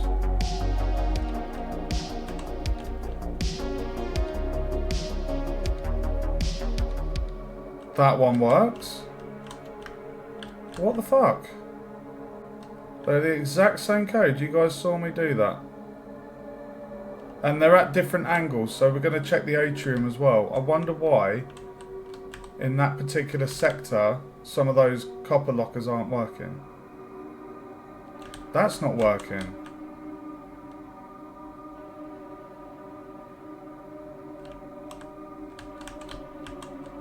Why is that then? What the hell?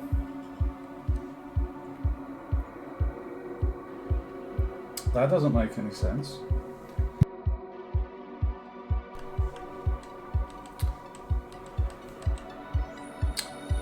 So a little bug to fix, it would appear, guys. So look at this one, right? This is at an angle. Opens.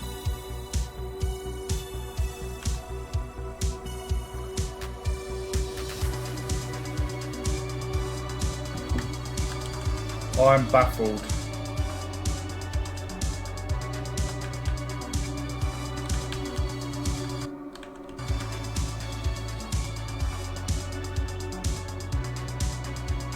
All of those ones work. So the lockers. So let me just check. Open. Open. Open. Open. Open. Open. And then the science ones work.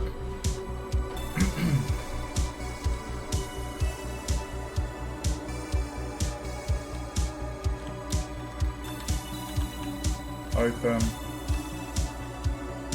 And open. Um,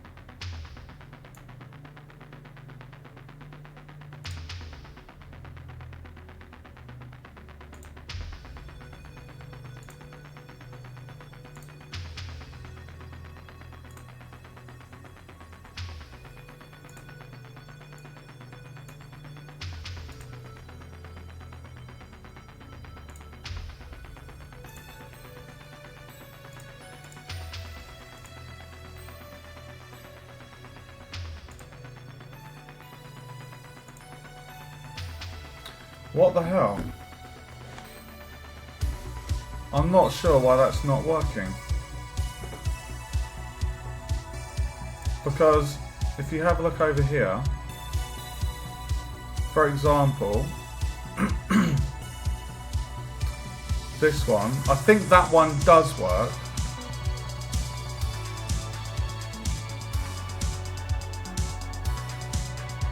I don't understand why that's not working.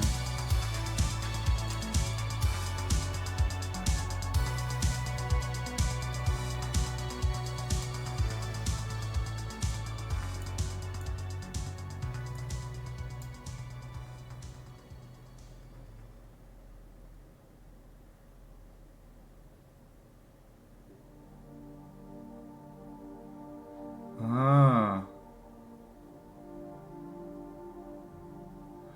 Right. Maybe.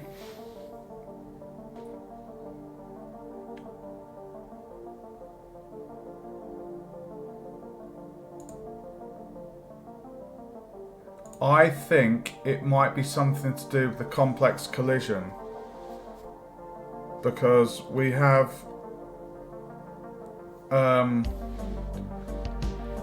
we have a few on the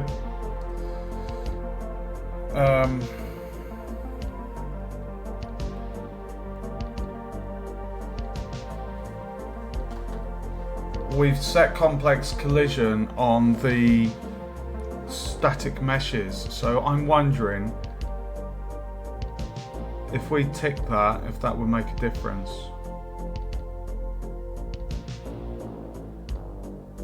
I'm gonna see if that makes a difference. I'm hoping that might be the solution. Fingers crossed, guys.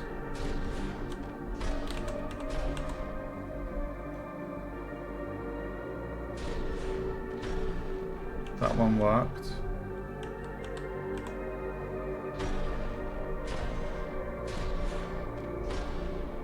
Hey, opened. That's 2.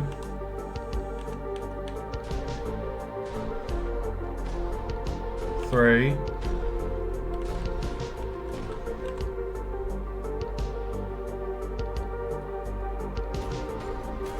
4.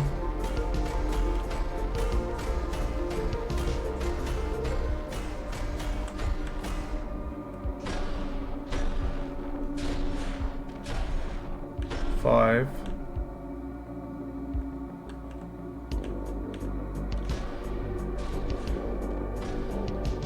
6.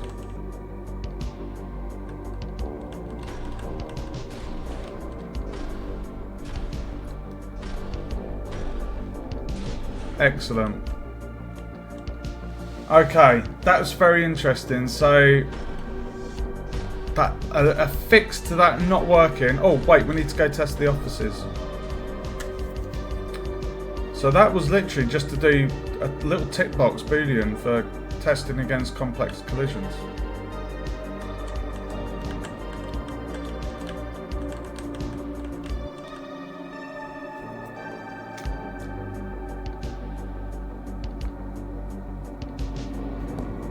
Excellent. Thanks for following, Big Money. Welcome to the stream, guys. Okay, so this was the solution to the yellow and copper lockers not working. How's it going, Big? Right, what was the other job? So creature trim and redo. What did I label this stream as? So we've literally placed all of the lootables. Placing lootables, done. Was the... What? Let me just check what I labelled this stream as, guys. Placing lootables, creature behaviour trees. I've only got about half more hour before I have to shoot off. How long have we been going? 2 hours. Okay. Have we got enough time to make a start on the creature behaviour tree? So let me just bring up. I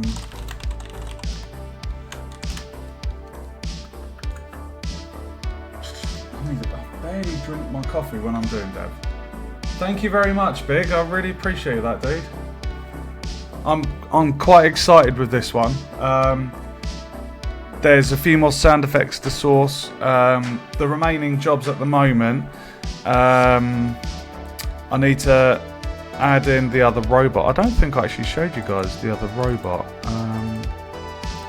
This is the other robot. And no, he's not a Dalek or modelled around a Dalek. I modelled him myself. So he needs to go in. He doesn't have animations. He's meant to be like a little bit of a hover bot, so he just kind of will move around the room. And he doesn't chase. He's a little bit slower than the other robot. And he doesn't run, but what he does is he charges. So he'll get your location and he'll charge towards you. So yeah, so the behaviour tree.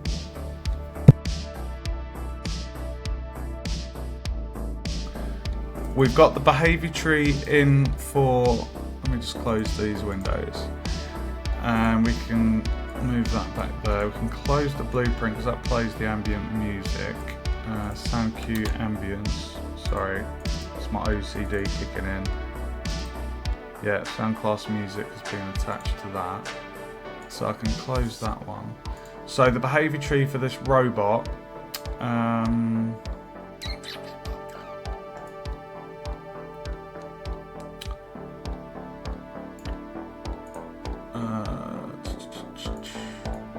okay. So he'll chase the player, he'll patrol, and then idle.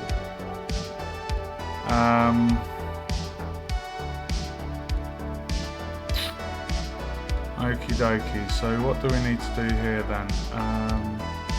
So he chases the player. I haven't written this down. Now I know how the logic of the robots is going to work. I do have it jotted down. They chase the player, they patrol, and they idle. If they get to the player when they chase them, they will attack. I don't think, can I? No, I can't drag off. Actually, no, you could just add another event there, which would be a behaviour tree task. BTT is behaviour tree task, I think. BTT. Yeah, it's a task, behaviour tree task. So blackboard, the behaviour tree, and a behaviour tree task. So we need to add in something in there for attack, and then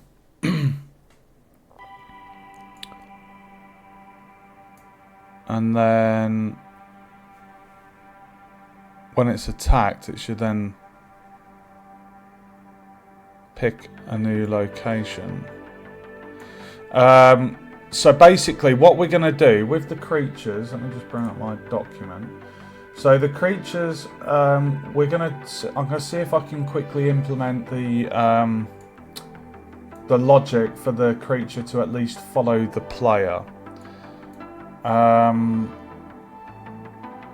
Blackboard asset. So right. So I'm gonna. If we just open up that blackboard.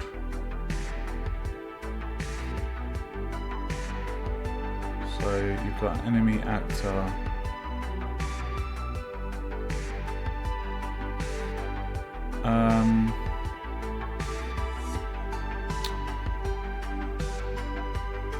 To be fair, what I could probably do is copy that, because the logic, if we do, if we start with Gelatino, oh no, sorry, I'm not going to do Gelatino first. Gelatino morphs into a nearby actor, so he mirrors a nearby actor and just hides.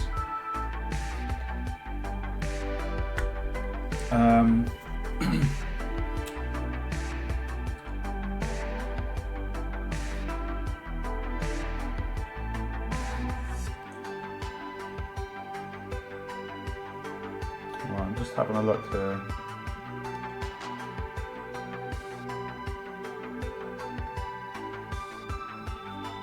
So the lose player logic for Gekanda, it loses the player, you find a random nav mesh, move towards it, wait for 5 seconds, and then find a new location. So in terms of the logic,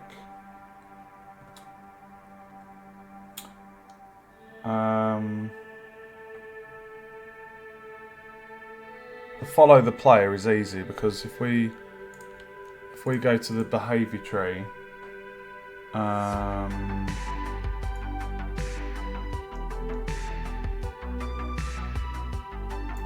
it would basically be that.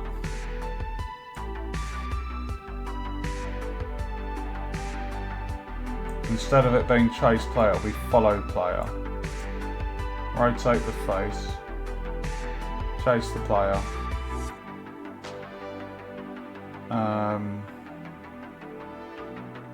So instead of it being enemy actor, it'll be player actor.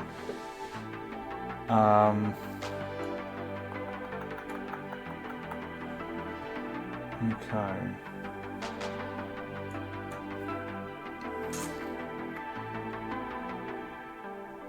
Alright, give me 1 second, guys. Just gonna have a sip of my coffee.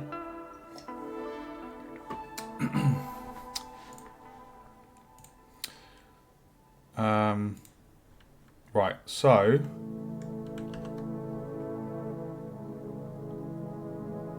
we're going to create an AI controller class. So if I go into, wait, what creature was I doing first? Sorry. We'll do Gekanda. So new blueprint. AI controller. Select.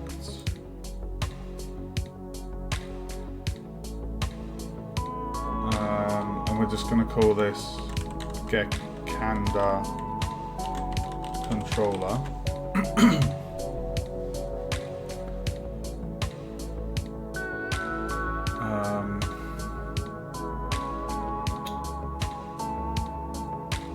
And then we're going to go into Gekanda, and under the character movement, max walk speed, max walk speed, max walk speed is going to be 120. We can change these variables and fine tune it as we go, guys.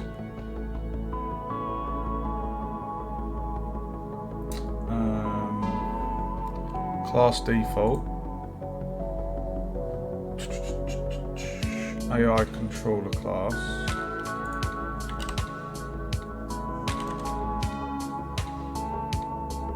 and that is going to be Gekanda controller.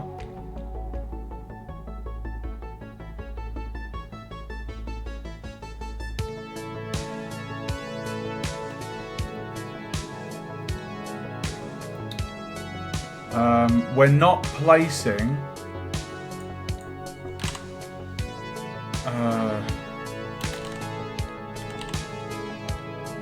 not placing our AI in the world on game start. He gets spawned during the level, so we need to do auto possess AI is going to be set to spawned. Very important there, guys.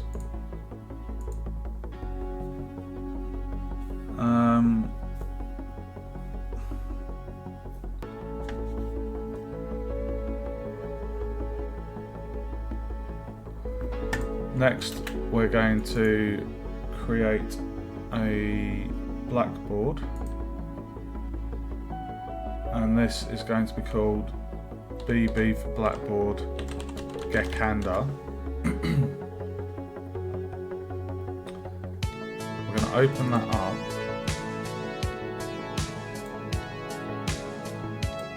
And we're going to do a new key object.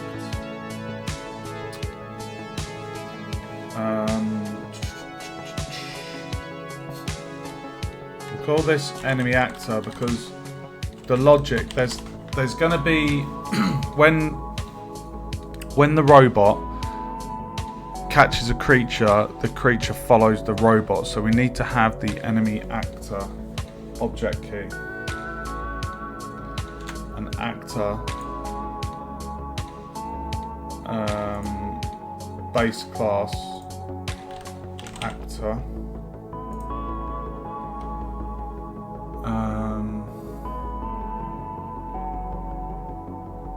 Okay, and then we're going to do another one called player.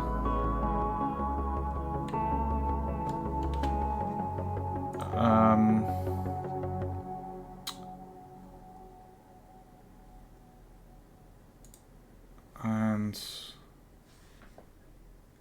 the base class is going to be actor as well.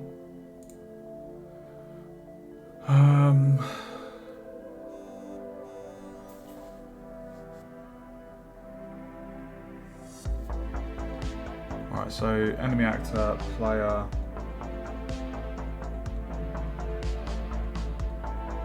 We'll add the ball for line of sight, but I don't think we're going to need it.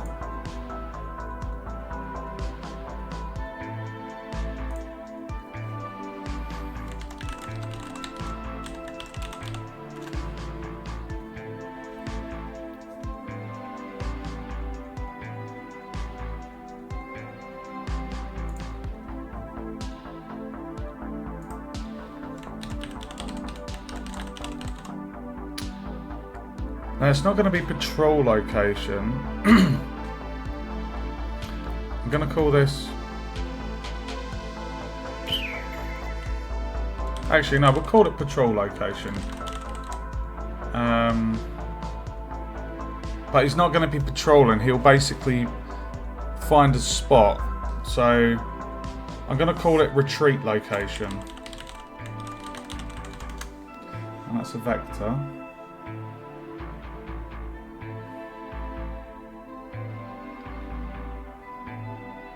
Okay, so now we're gonna create the behaviour tree. So I can go in here. We're gonna do a new behaviour tree and call this BT underscore Gekanda. We're gonna open this bad boy up.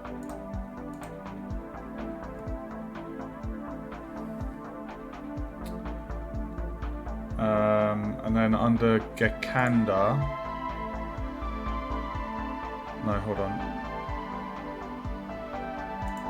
So we assign for behavior tree Gekanda, it's going to be behavior. Sorry, it's going to be blackboard. Sorry, I read this bit here. Behavior tree. So the blackboard asset is going to be Gekanda.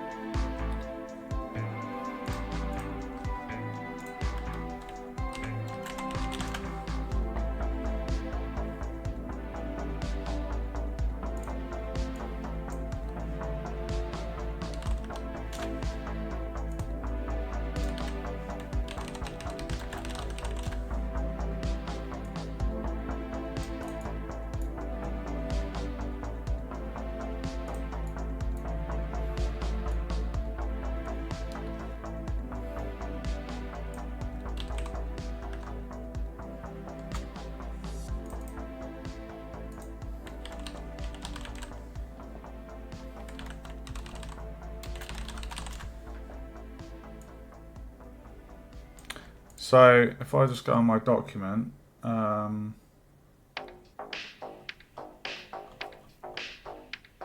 creatures have follow player,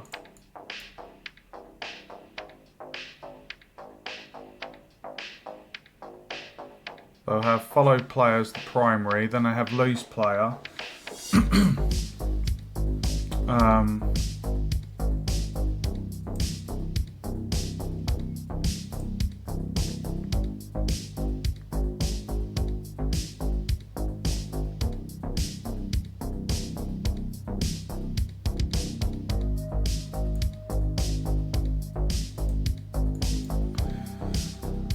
So they follow the player, they lose the player, and then they have captured. So I'm not going to put the captured in just yet. What we're going to do, we're not even going to do this bit. We're just going to sort it so we can follow the player.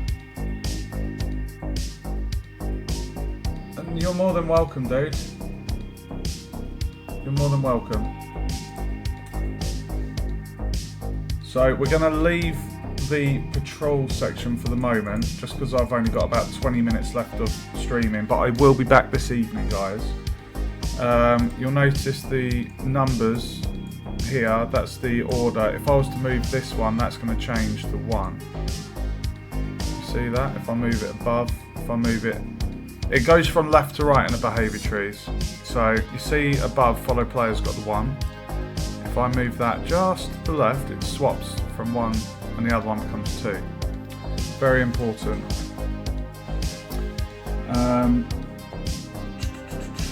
So what we'll do, we'll add in a wait task.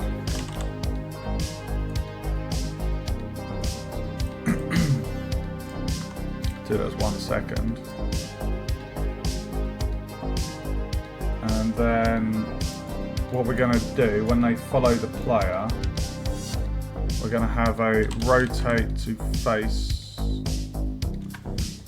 under here, and then the blackboard key is going to be the player. So rotate to face the player.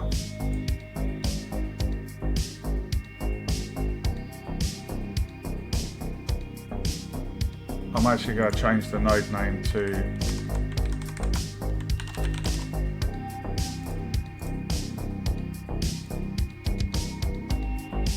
how did I have the robot one?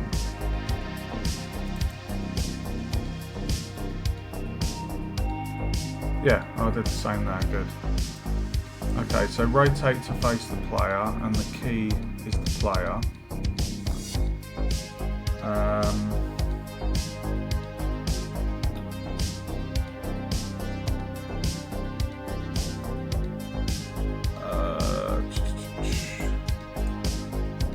going to go new task.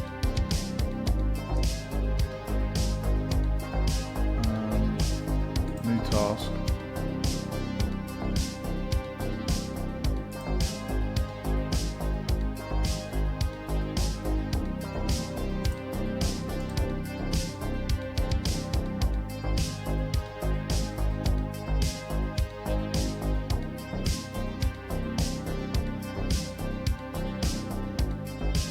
These are ones I've already got.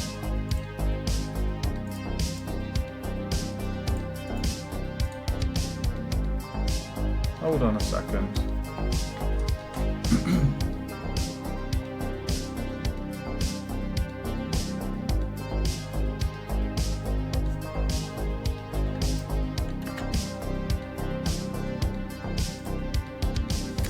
Gekanda.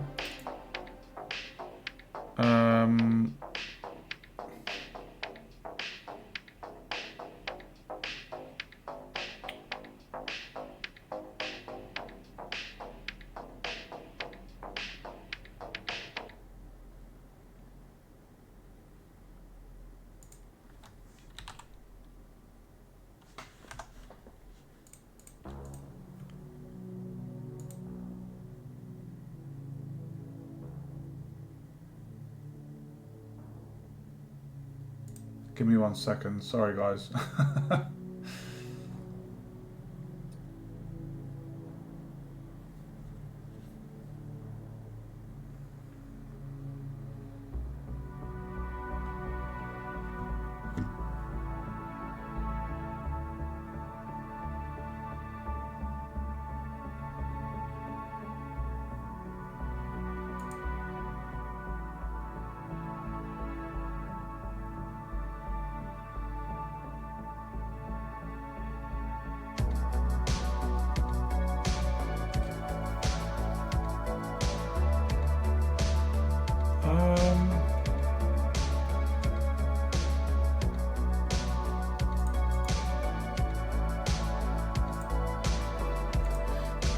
BTT chase player and find random patrol.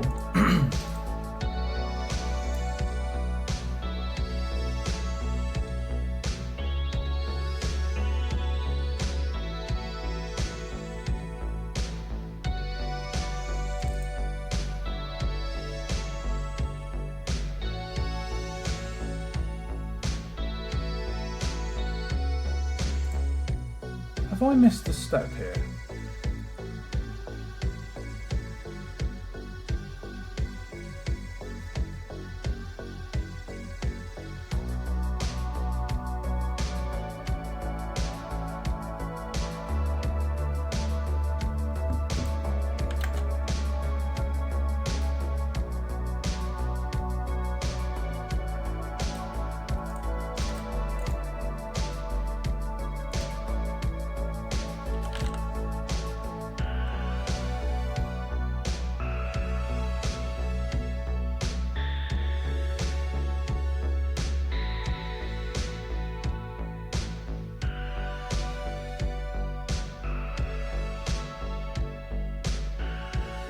BT.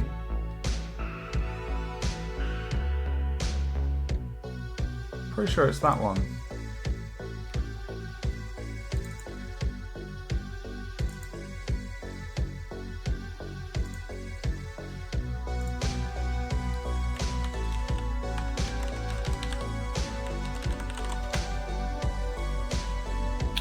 Okay, so now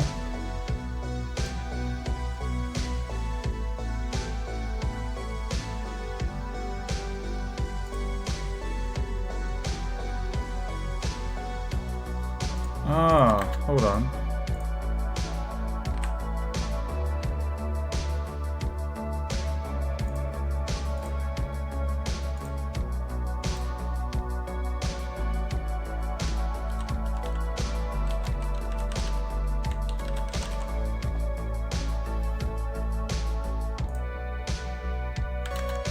Okay.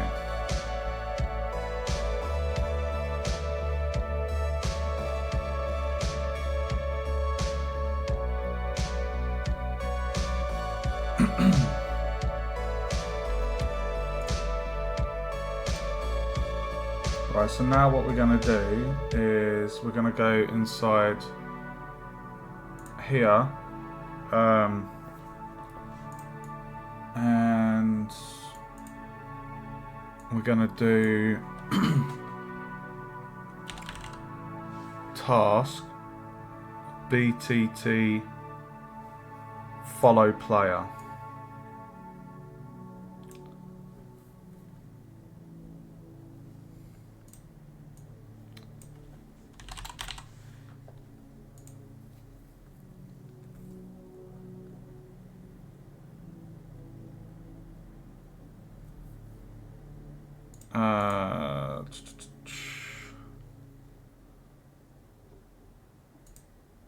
Move to player. So rotate to face the player. Follow the player. Move to the player.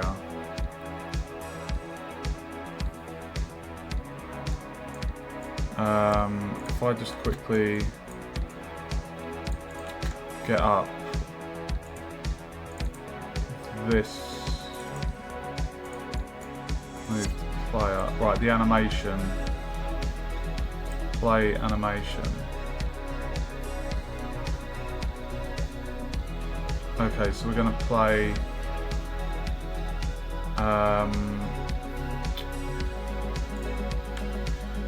there's lots going on here, guys. So play animation.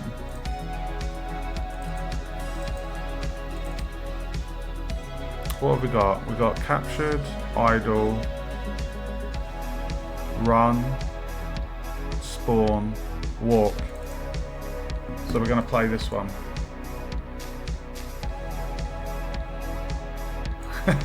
So cute.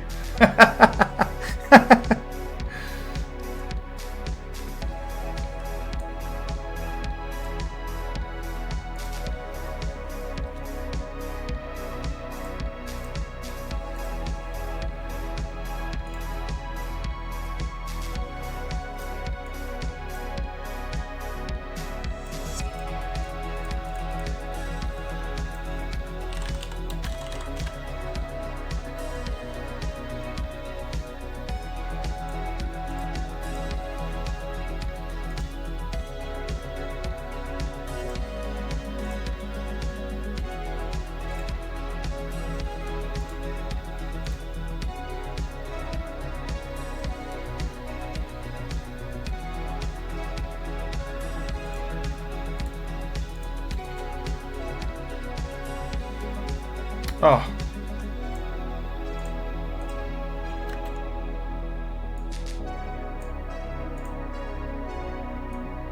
Okay.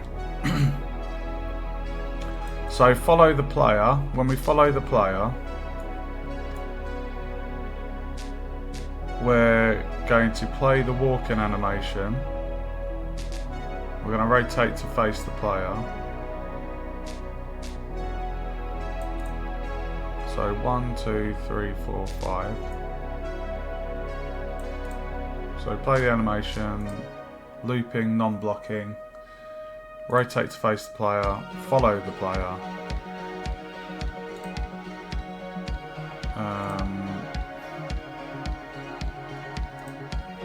move to player. Okay. Right, so I'm not going to do the lose the player bit just yet. Okay. What I want to do, just because of time, I've got 10 more minutes. What I want to do is get the... I want to get the creature just following the player on the spawn.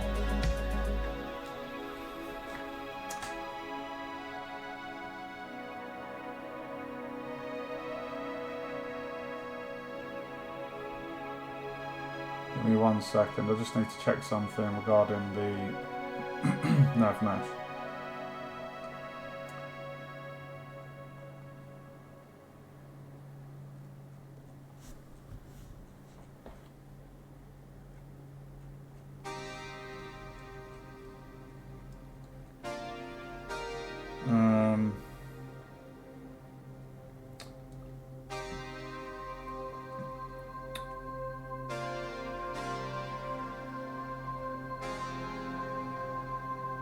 Okay.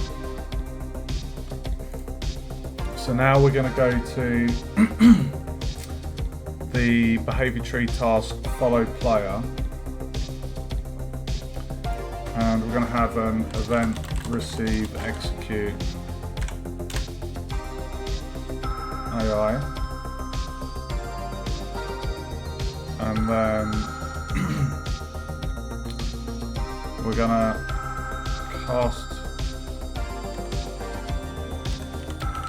to C.E.S.A.R.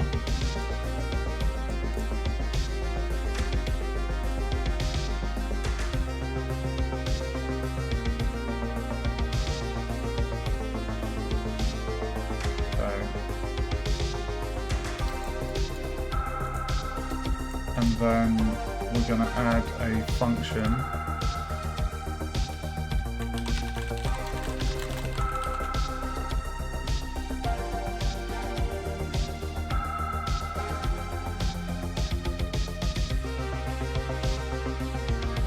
we're going to add a float called new walk speed.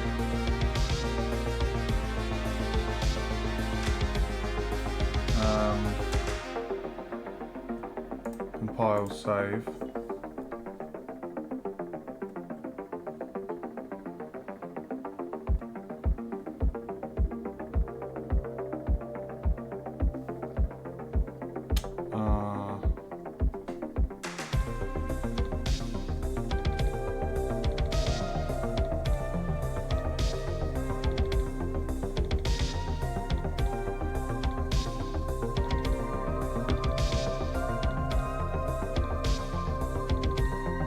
Hold on a second.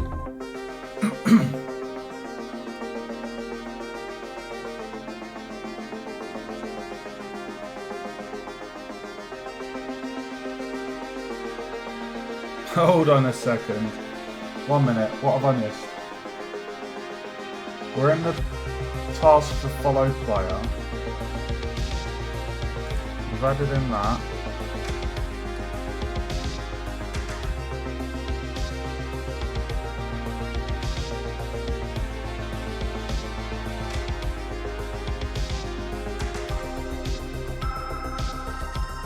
Right, sorry. That's why I was getting confused.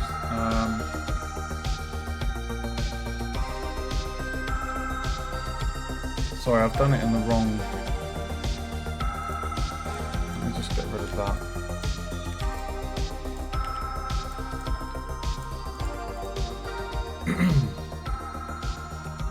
So we've made this event receive execute and we cast it to that. Now we're going to go to the BP C.E.S.A.R.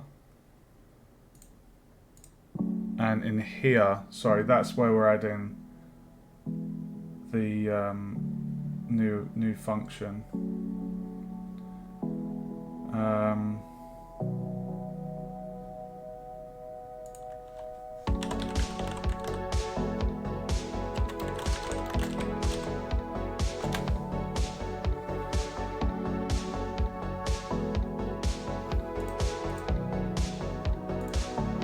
And then float.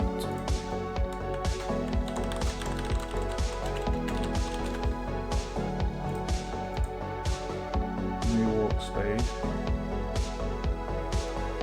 And then we're going to get the character movement from C.E.S.A.R.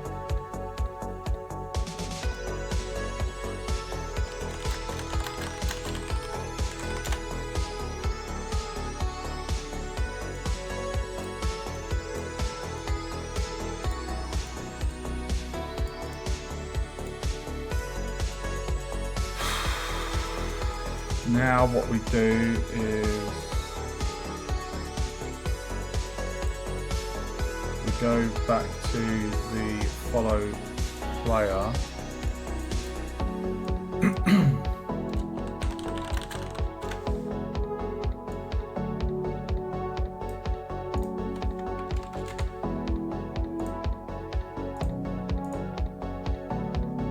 and we update it to 500.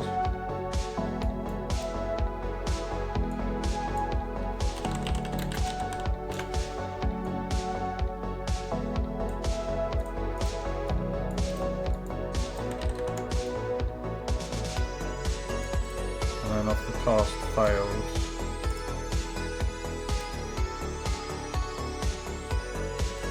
And then we're going to promote this to a variable.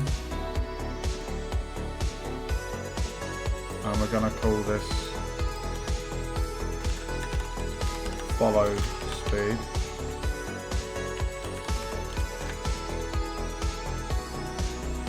File save, and I believe that needs to be instance editable.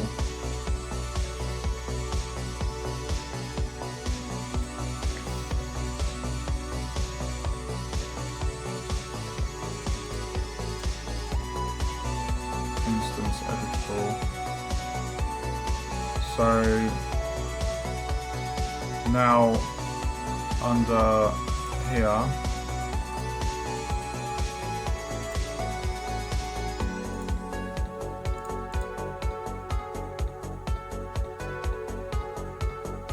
hold on, why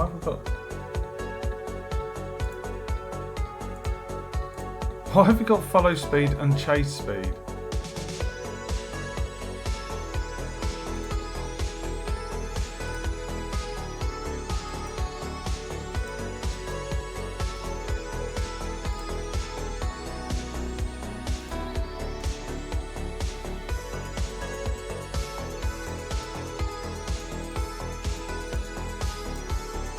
What?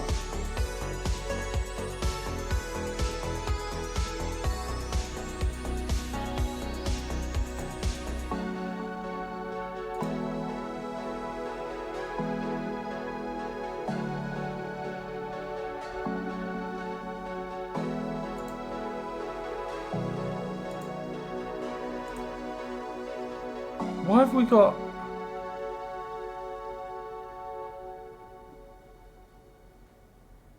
Where's that chase speed variable coming from?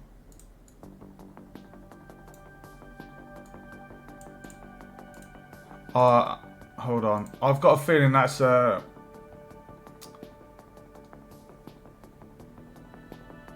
me close the project and reopen it. That's very peculiar. It might be a memory reference there. I'm not sure why we've got two.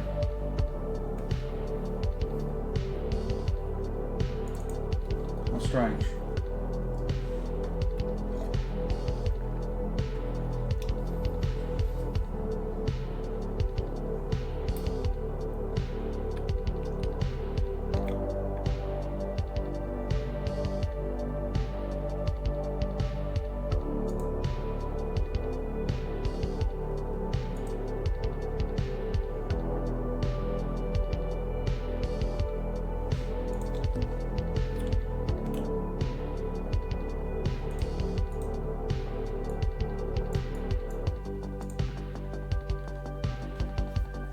What is going on there?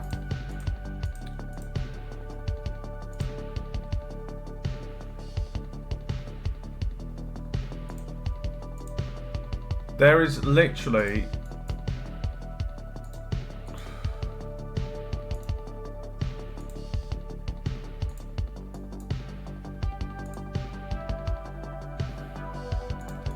What is going on there? I don't understand.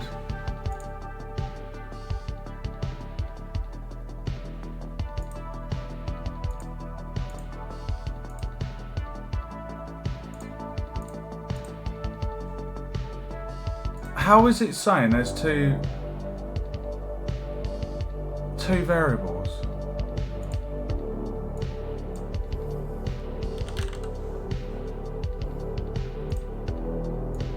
What the hell? Follow speed, chase speed. There is only follow speed. Where is it getting chase speed from?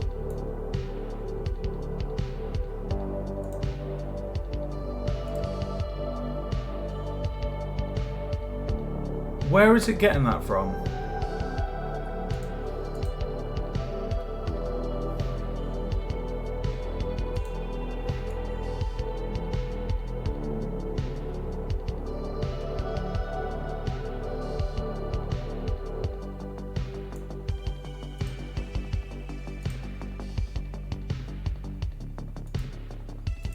I genuinely don't know where it's getting that from, guys.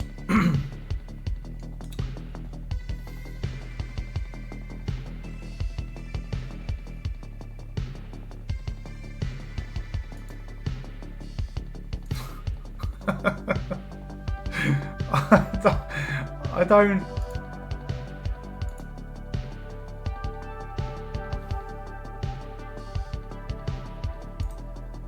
Where the hell has it got chase speed from?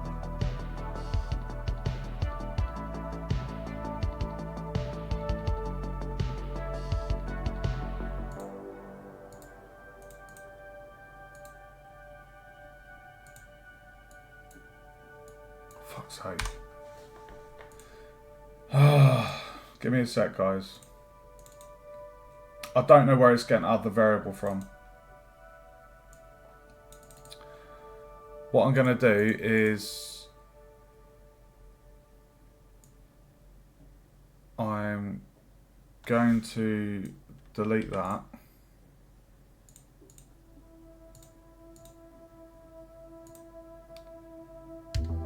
Delete that.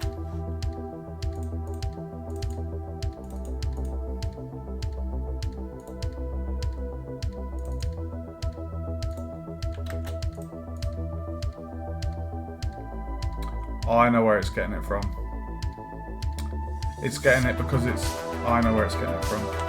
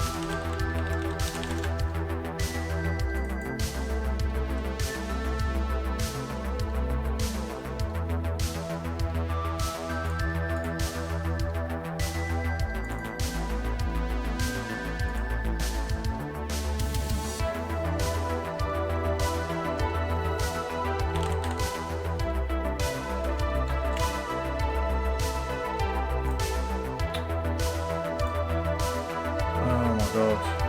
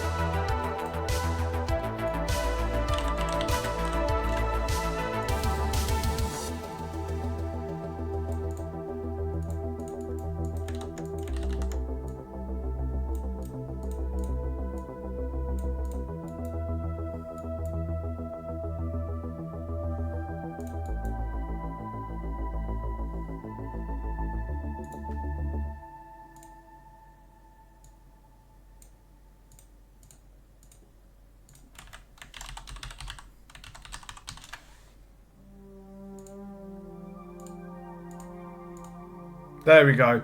Basically, because I had copied a new task up here, because I clicked on there, it had basically taken the chase variable from this one as well as retaining the other one, so I just had to create that from fresh.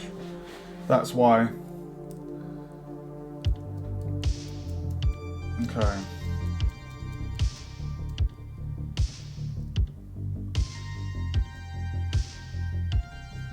So does that mean, now that we've got that, so rotate to face the player? No, because we need to do the controller work. We're not doing this bit just yet.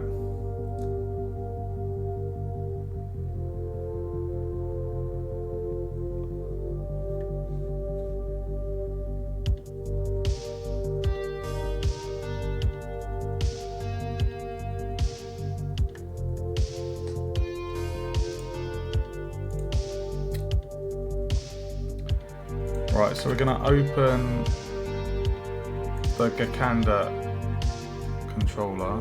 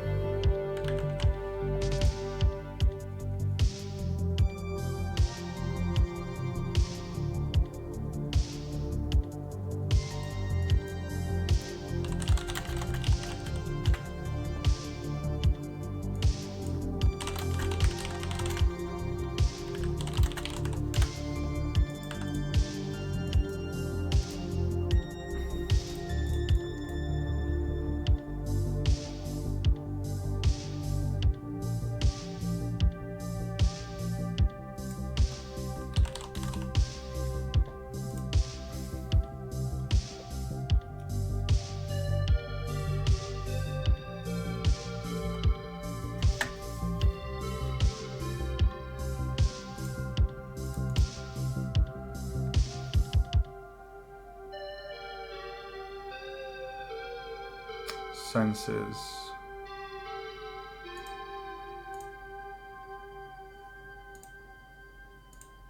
AI site config.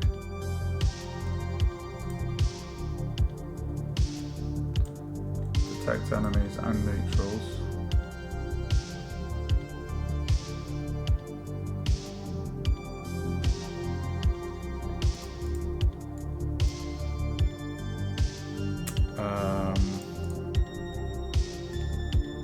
We're going to choose on target perception updated.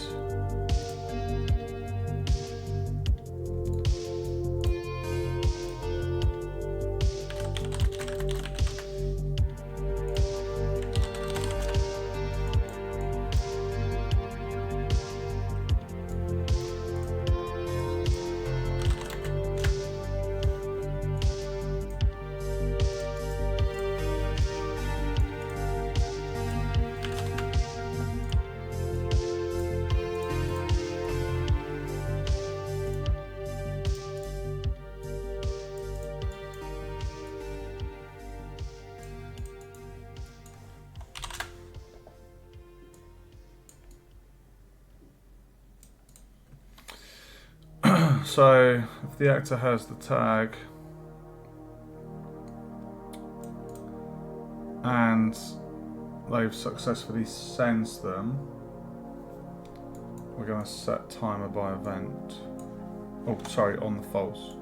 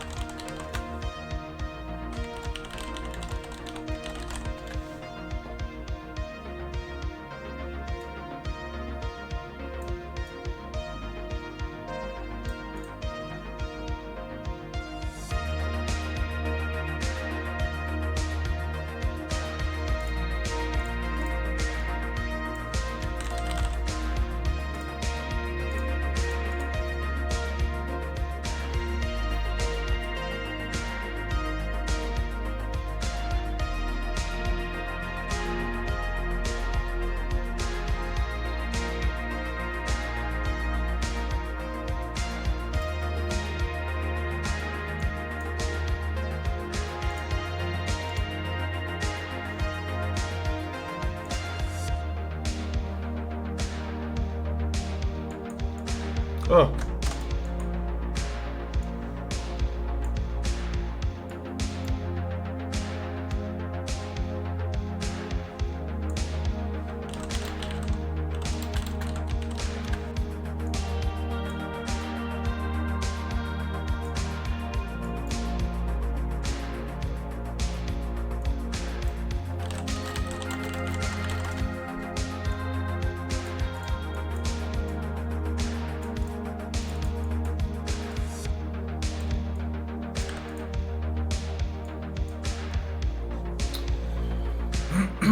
Okay. Set value as ball, set value as object.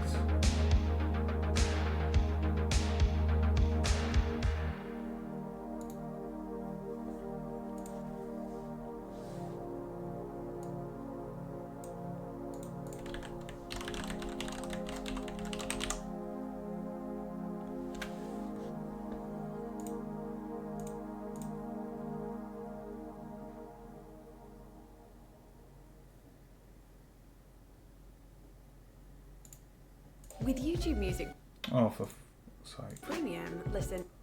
Gotta love an advert, guys. Sorry about this.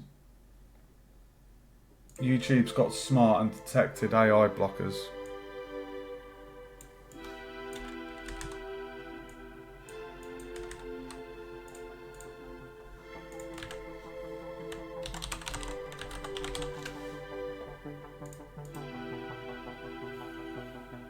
Okay, so we've got a Hasline site and then player actor.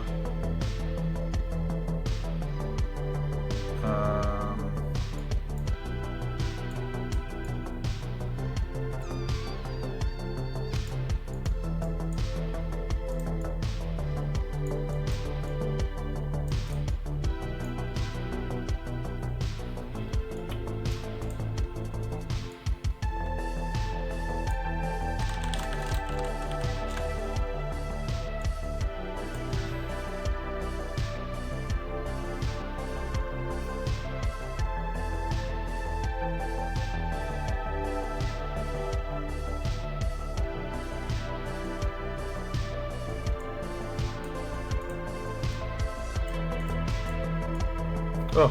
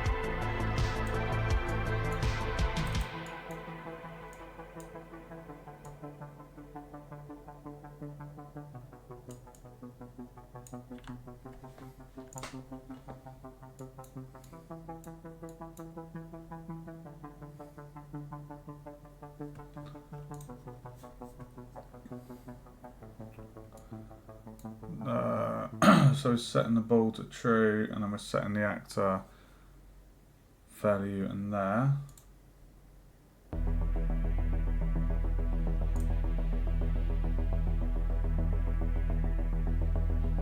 Okay.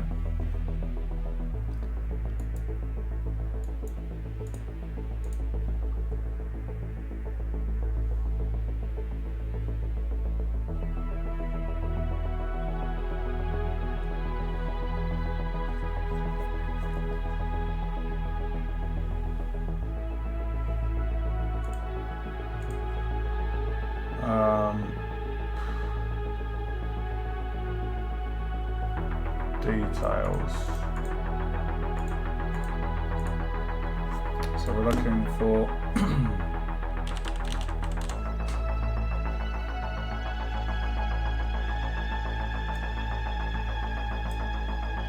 yep.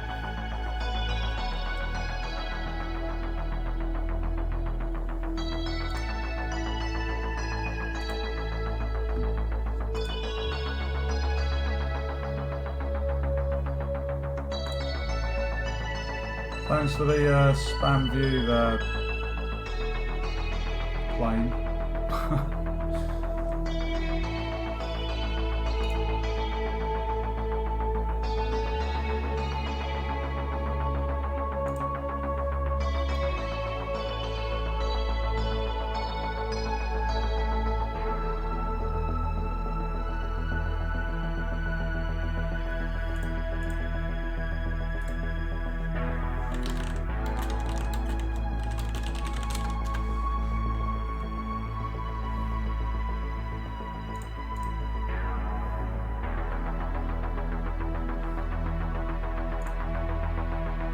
Both on the observer boards.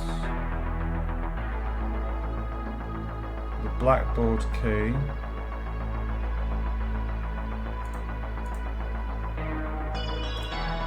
How's line of sight?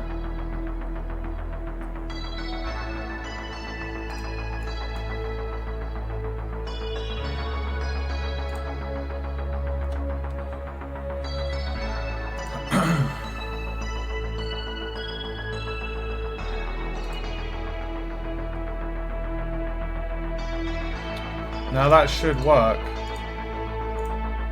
So if we get a Gekanda, it should follow us.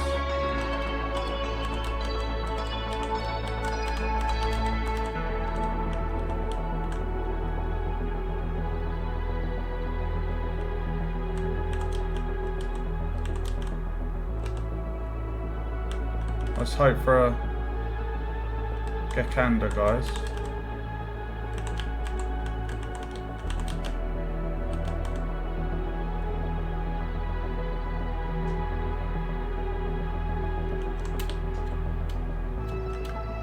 Oh, dude. Oh, you little buggers.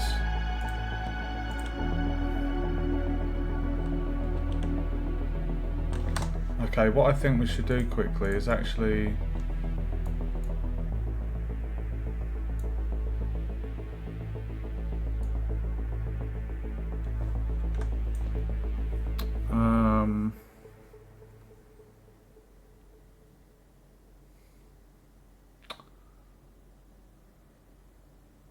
I mentioned what? That's your comments are got asterisks on it, King. I don't know what what you said. Follow the player. We want to have it rotate rotate to face the player. That's only on line of sight, so we need to make sure on spawn it's rotating to face the player, so let's just quickly do this.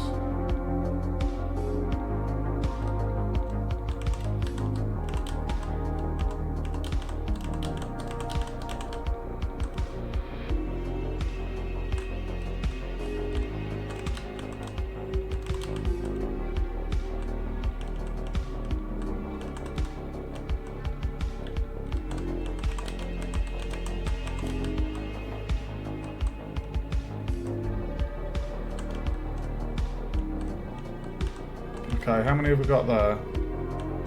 We've got 3 creatures. Okay, so Gekanda's going to be next.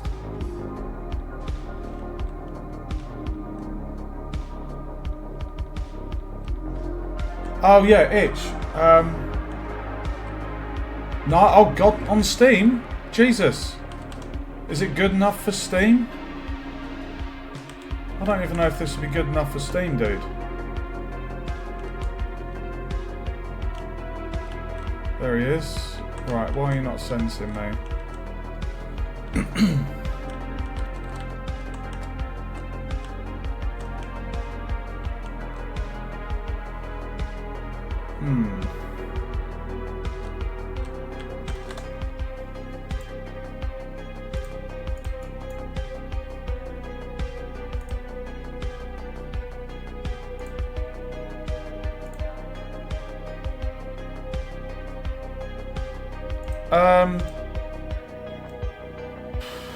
I mean, I don't know, dude. I haven't made this to put it on Steam. I've made it as part of my university assignment, but I mean, I guess I could. I'd need to.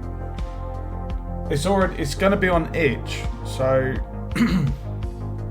I'd need to look into it if that would be.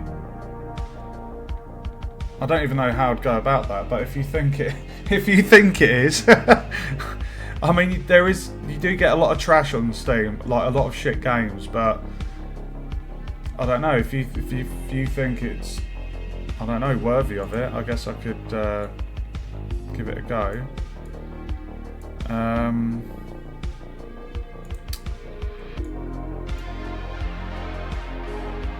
Why is it not following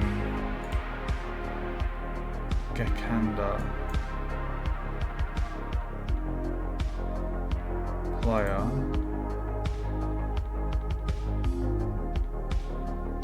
Yeah, I know. I think if it was to go on Steam, there'd be some kind of attribute required for the university, and if any money was to be made, I don't even know how that side of it would work. I'd need to query it with my lecturers.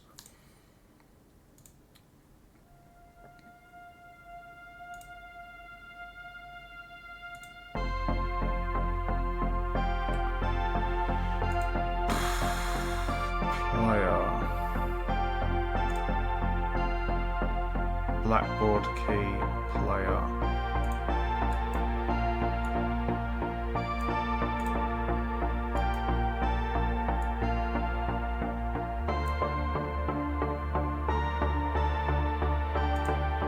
I think that's why it's not working.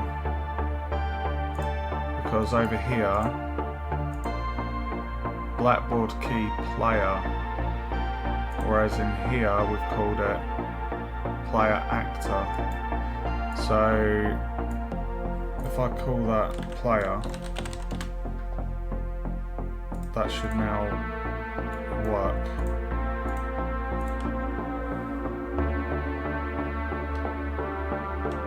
Yeah, I mean, all of the dev has been documented. I live stream all of my university game dev stuff. So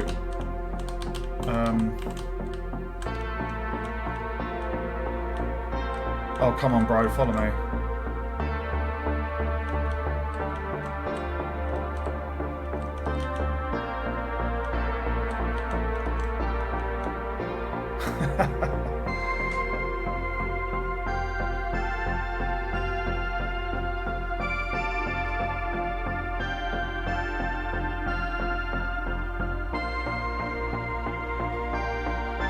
Asset flips.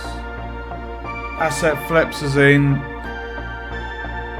free assets available that everyone's using and it doesn't feel unique. Is that what you mean with that? But yeah, I've made it all on my own PC, so why is C.E.S.A.R not following us?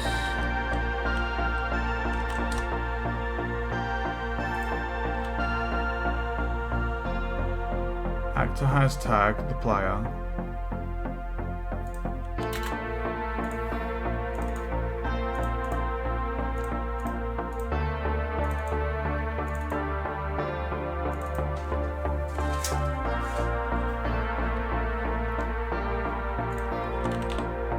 Player, yeah.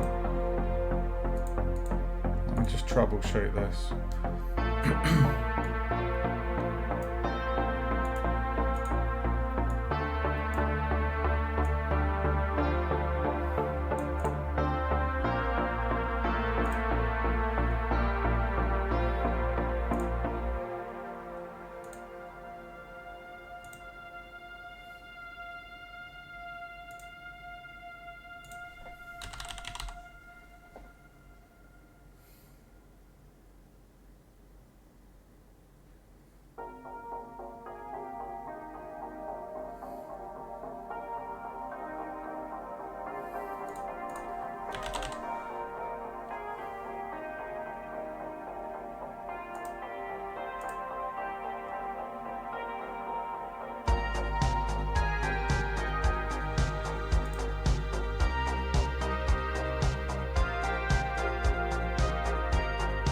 going to change it to placed in world.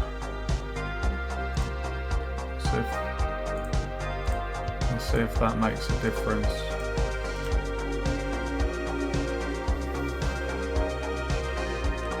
Oh, let me read your comment in just a sec, dude. I want to just get Gekanda at least following us.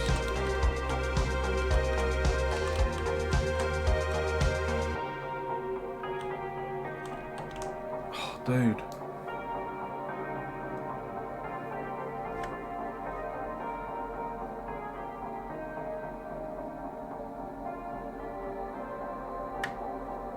I hear what you're saying. Yeah, I agree with you. There's a lot of recycled assets, and that's the problem using free assets. Everyone's got access to them, so if they're used in a game, it is going to feel, oh, I've seen that in a different game.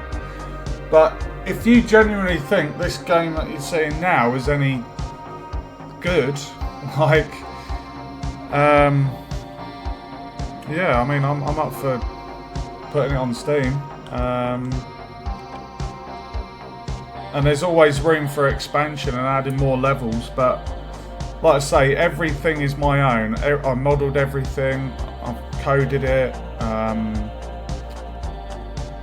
and there's always the potential to add more levels, you know. Obviously the audio in the game isn't mine, I'm not a musician, so that's the only asset I need to use. I'm not sure why this isn't following. Blackboard component, key name, player. Blackboard, player, actor. Let me check. My kids are going to be here any minute, guys, so I am going to have to shoot very, very soon.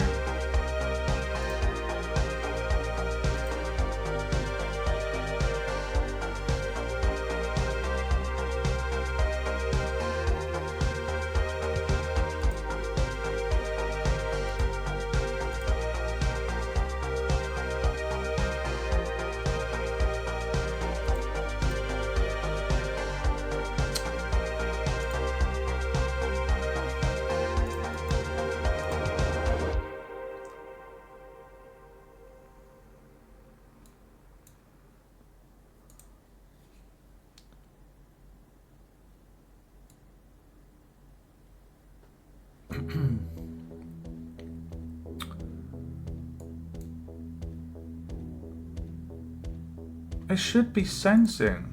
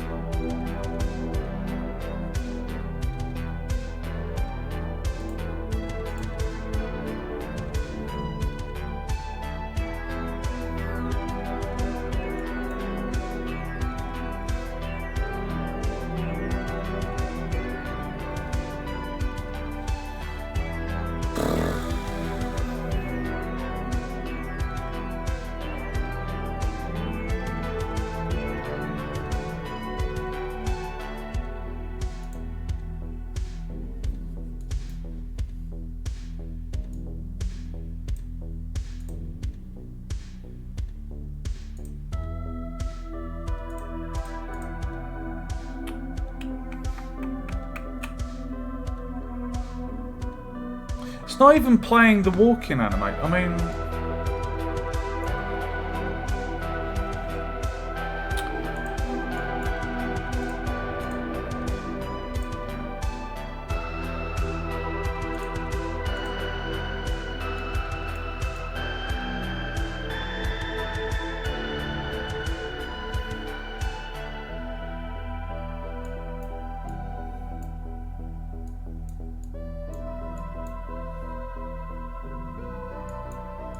I don't know why he's not following.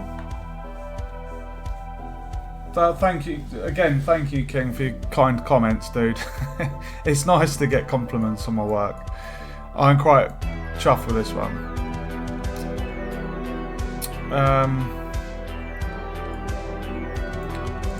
Just trying to figure out the problem here. Detect enemies.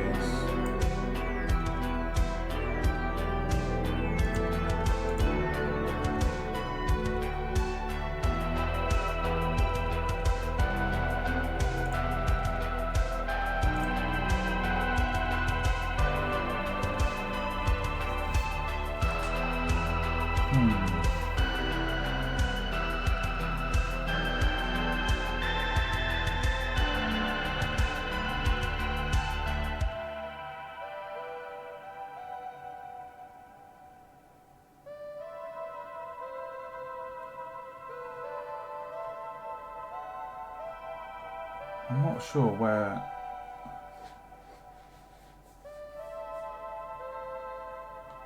this has gone wrong. I've already followed this. This is the official documentation from Unreal with the behaviour trees, and I've followed it the exact same as I did for the AI robot. And I've had to rename the variables to match.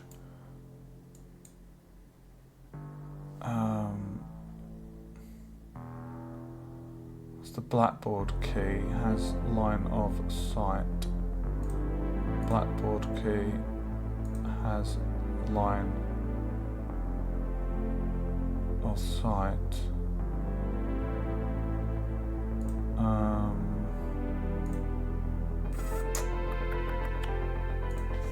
So that's spelt with a capital O. Don't tell me it's going to be something as silly as that.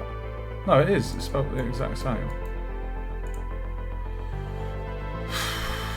Where is this not working then? Has line of sight.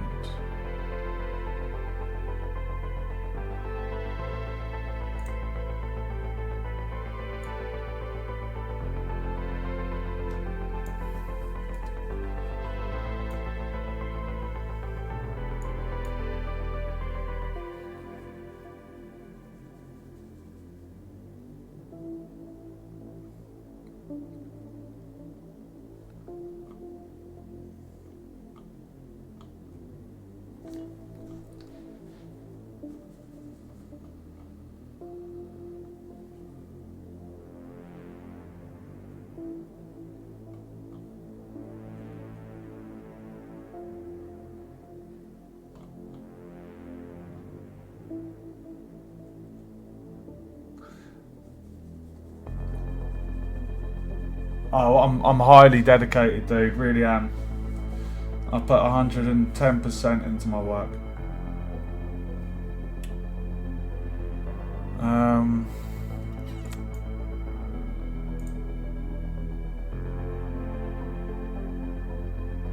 can't figure out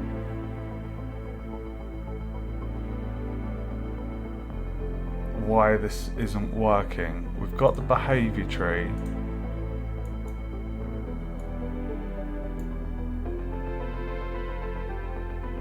We follow the player.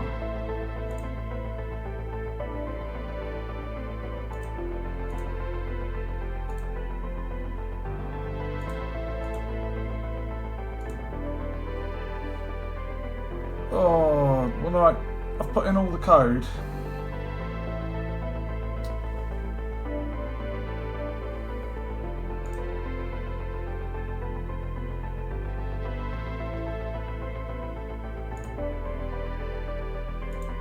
I mean, he should be able to follow the nav mesh.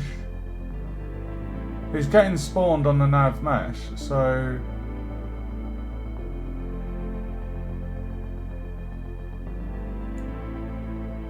And I'm pretty sure I copied him.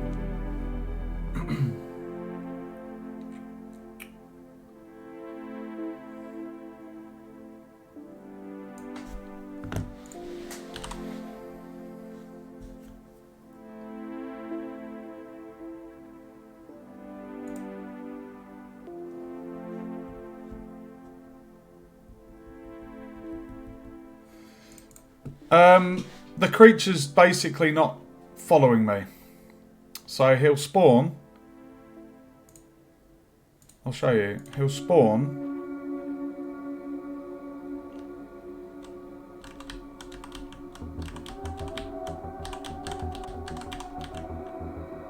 I just need to run around so I don't get blocked.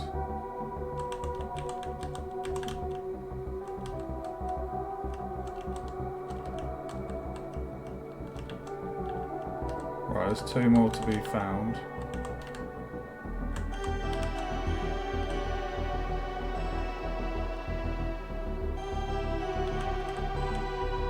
Right, we've got those 3. Gekanda is the next one. He's the lizard. He's just not following me.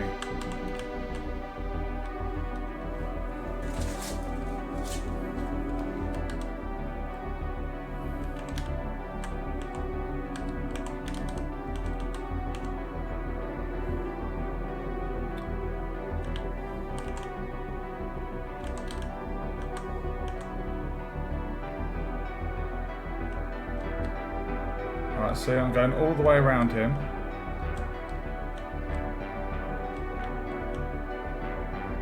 He should be following me.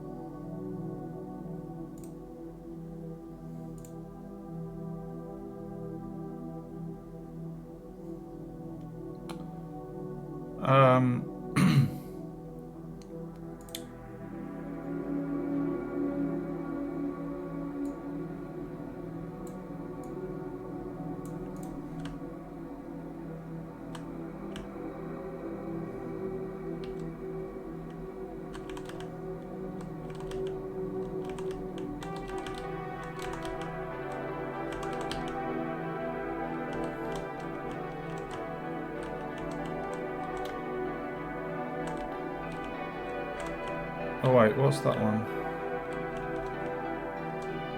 2 more creatures to find.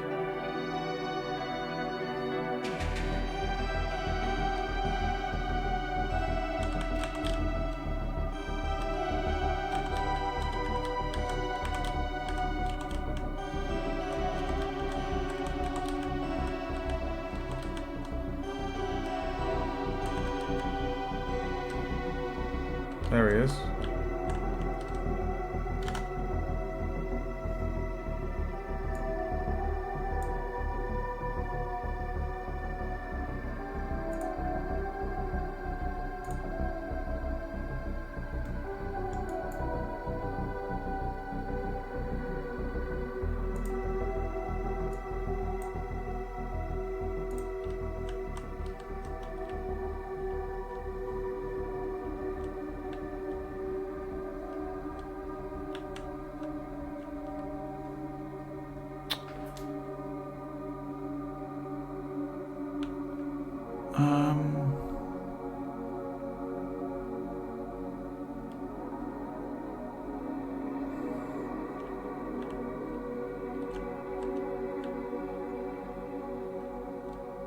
Like that should be...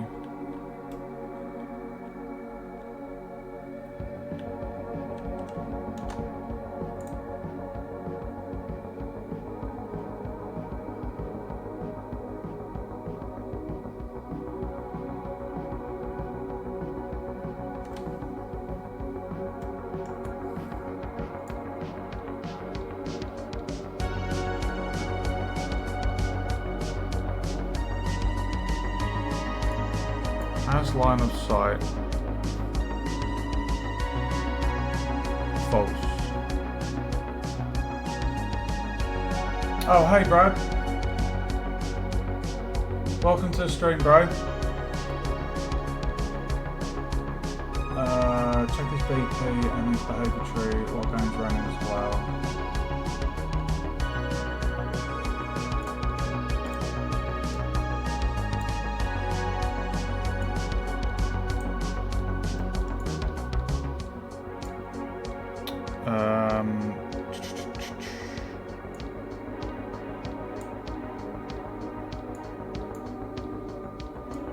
Oh my god.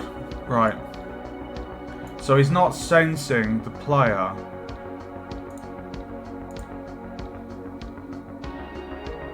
I'm pretty sure I've not put a space after that. That's spelt correctly.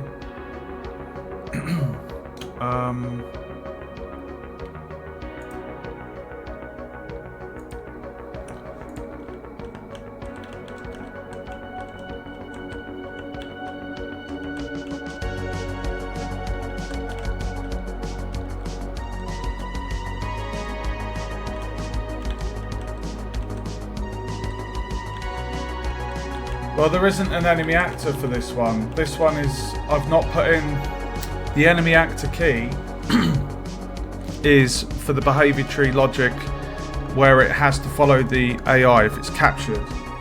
But I'm not doing that just yet. I just wanted to get the creature to follow the player for the time being. So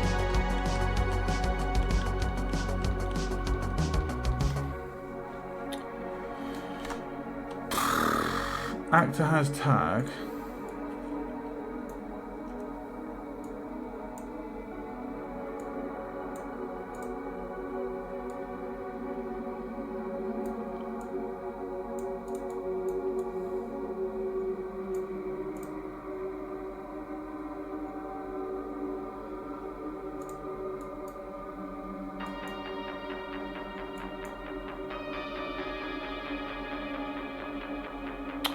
Hold on. Is it because it's not instance editable? Don't tell me it's something. I bet it's going to be a checkbox issue, isn't it?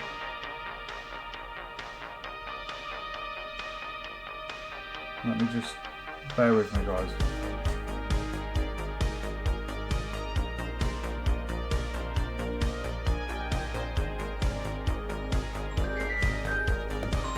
Oh, one sec.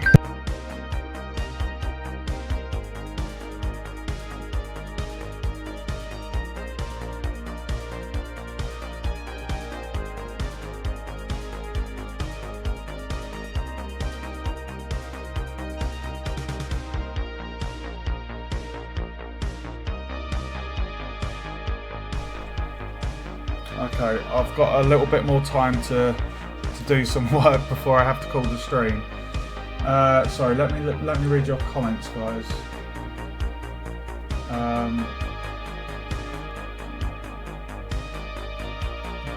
Blackboard values in the bottom right of the behaviour tree are showing none. Behaviour tree.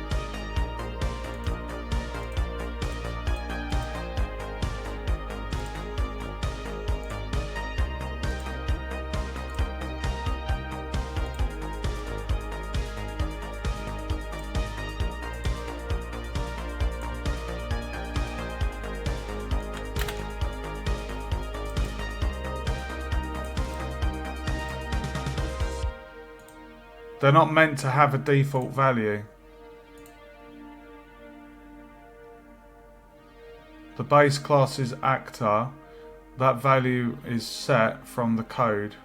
This is the enemy blackboard. Gekanda.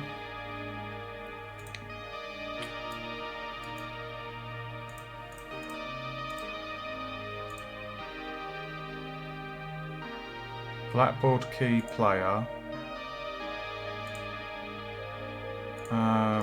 Sorry, bear with me, guys. It's quite complicated, these trees. There isn't a space on there, so that's correct.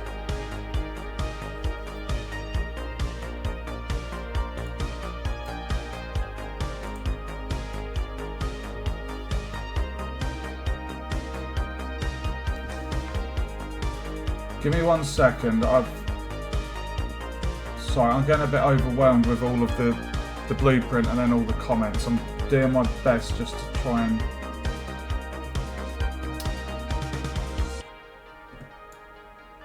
On target perception updated, that's correct. Get that, yeah. Set timer by event if false. Variable player timer. Start the enemy timer.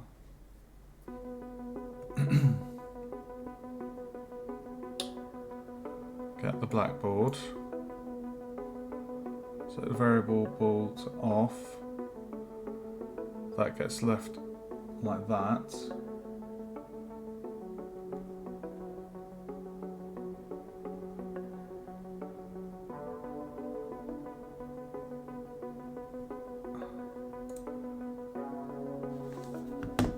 Ah.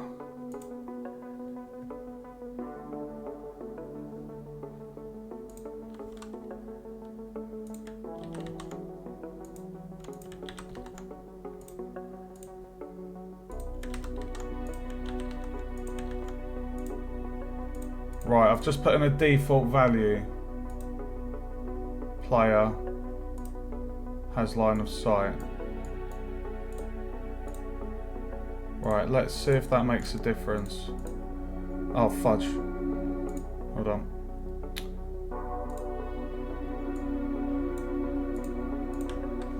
I'm going to turn off the stream music for a sec so you can actually appreciate the ambience.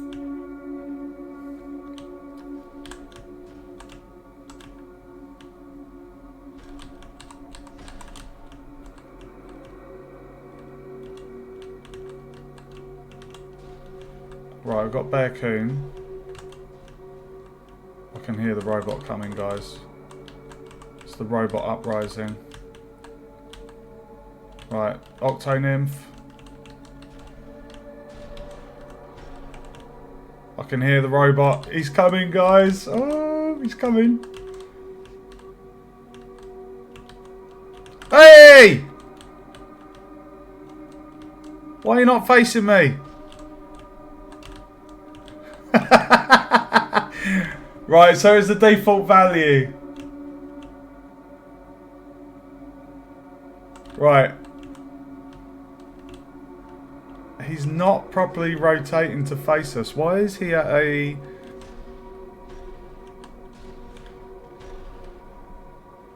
Was that the... Where's he gone?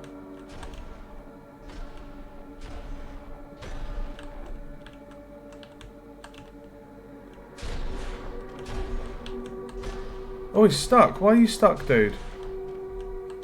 You lost line of sight. Why is he facing that direction?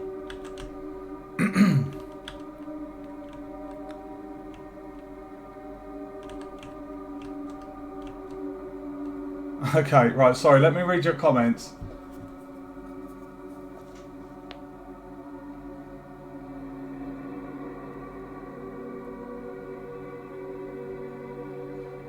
No, don't apologise at all, Brad. I appreciate the input, dude.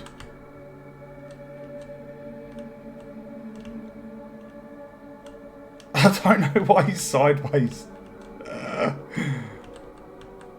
He's meant to face us. I wonder if I did get the forward vector, if that would be... Because he's...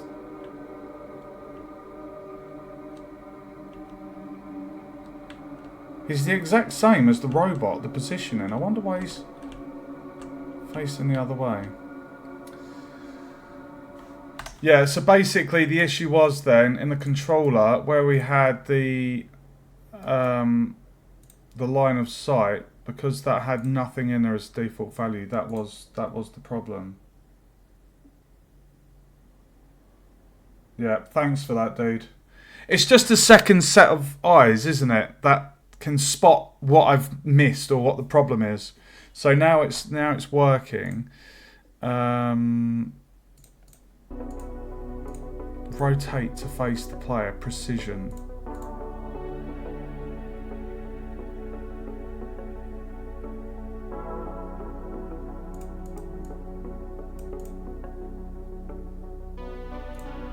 I'm not sure.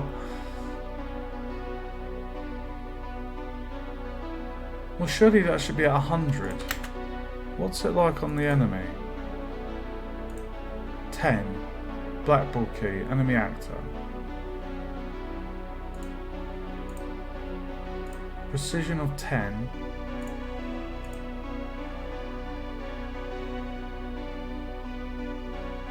So the robot... Sorry guys, the music's probably really loud. Let me just drop that down.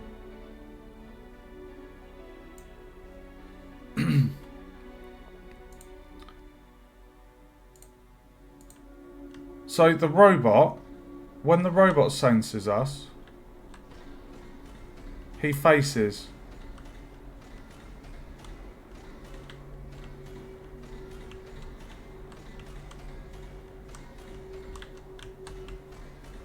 See? He's facing us. But the little dude isn't.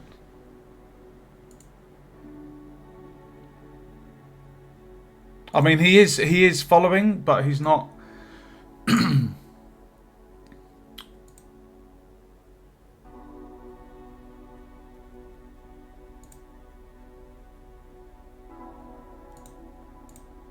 Rotate to face, chase, move.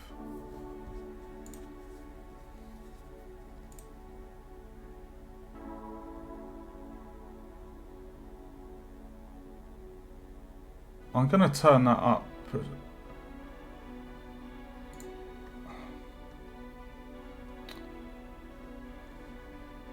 I'm going to do 0. No. I need to work on that. But we've got it. It's spawning and it's following us.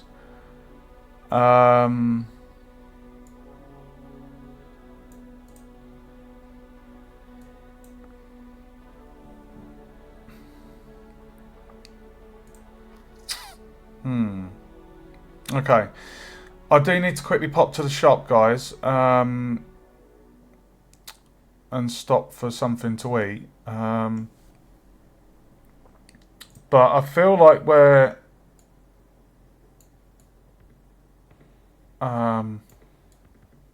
we've got some progress there with the behaviour tree. So I think what I'll do is I'll grab a sound effects for the doors. The viewport set up. Yeah, let's check it.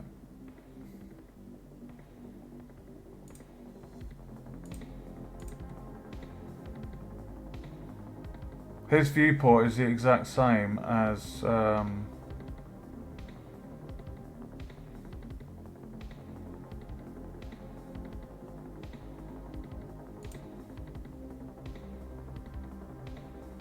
if I go into the robot.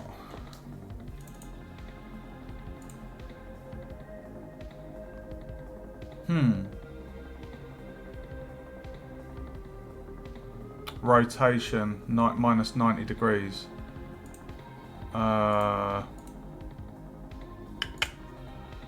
Rotation minus 90 degrees. Okay, let's try that now. Let's go.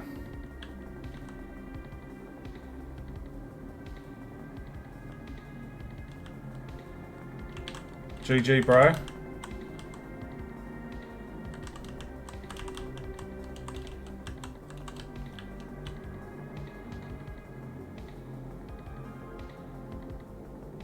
That's Bearcoon. We've got Bearcoon.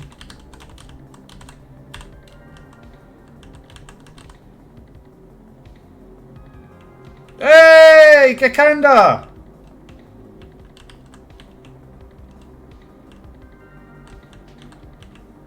Why have you stopped sensing me?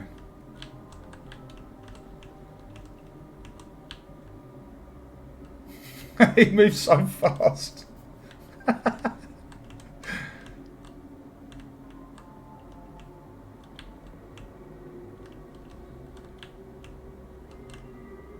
I think we need to update the peripheral vision on the AI Simulus.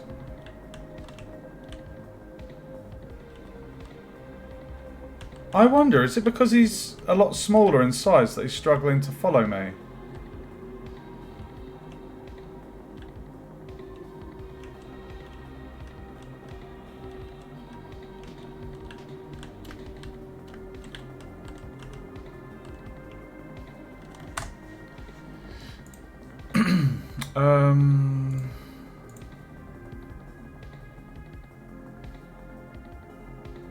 How far to the side AI can see?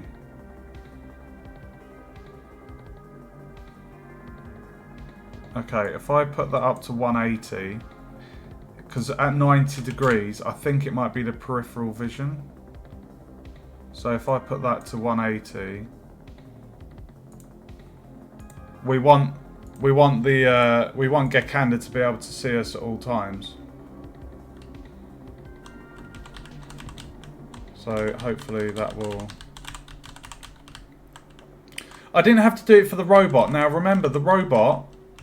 Oh, there we go. The robot is the same exact size as the player. Okay? Why... Right, so we're behind him there. Why have you stopped following me, dude?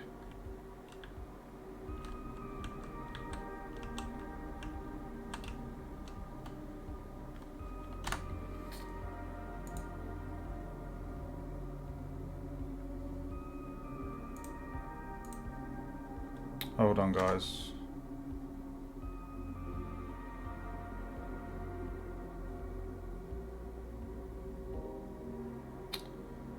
I need to, I need to shrink that thing down. Give me 1 sec.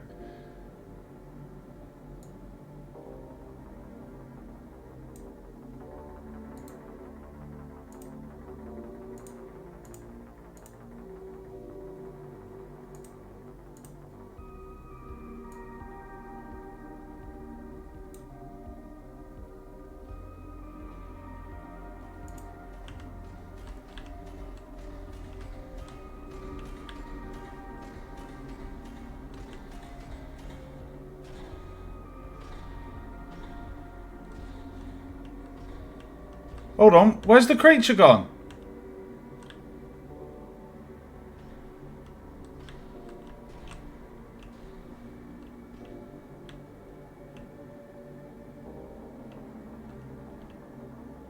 Okay, maybe I should update the the speed of the animation.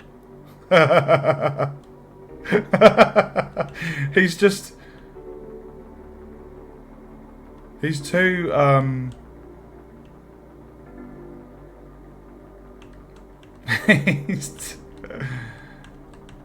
Why is he losing sight of me?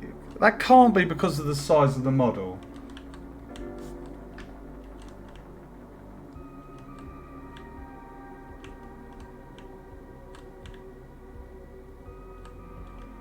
It's going to need some refinements on there to figure out why he's not... I'm wondering if that's based on the... It can't be because of the Surely it's not the static mesh. Like the way the perception's working. Is it working from the level...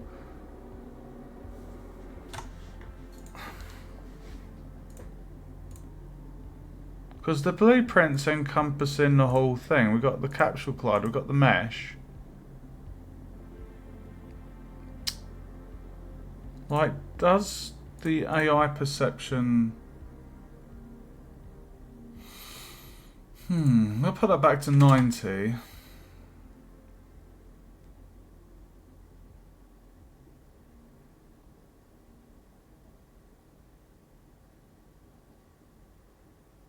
I wonder if that's because of the height the player is compared to the player. I'm not sure. I am going to have to shoot off though, guys, because my kids are going to be here soon. what have we done this stream? We've put in all of the lootables into the scene. If we just come up, turn off the ceiling.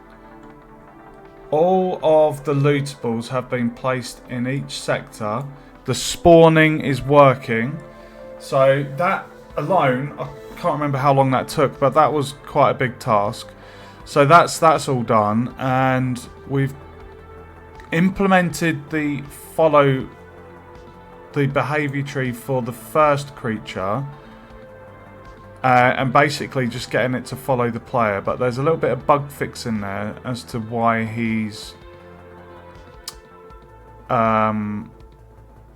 losing line of sight there, because the robot like follows the player perfectly. So I just need to play around, I think, with some settings there. I mean, we know that the robot is the same height. I modelled it the same height as the player, whereas C.E.S.A.R, you can see the difference there. The robot is huge, and C.E.S.A.R is like a third the height. So I need to investigate that. But yeah, I need to stop for food, sort my kids out, and then see if I've got a couple hours where I could do some more streaming on this. So if you enjoyed the stream, guys, feel free to give us a follow on Twitch to stay up to date. If you want to see any previous streams I've done, I've got my YouTube below, and I've got playlists for Unreal, Unity and Blender. And then if you want to play any games I've made, check out my itch. Thanks for watching, guys, and I will see you in the next stream.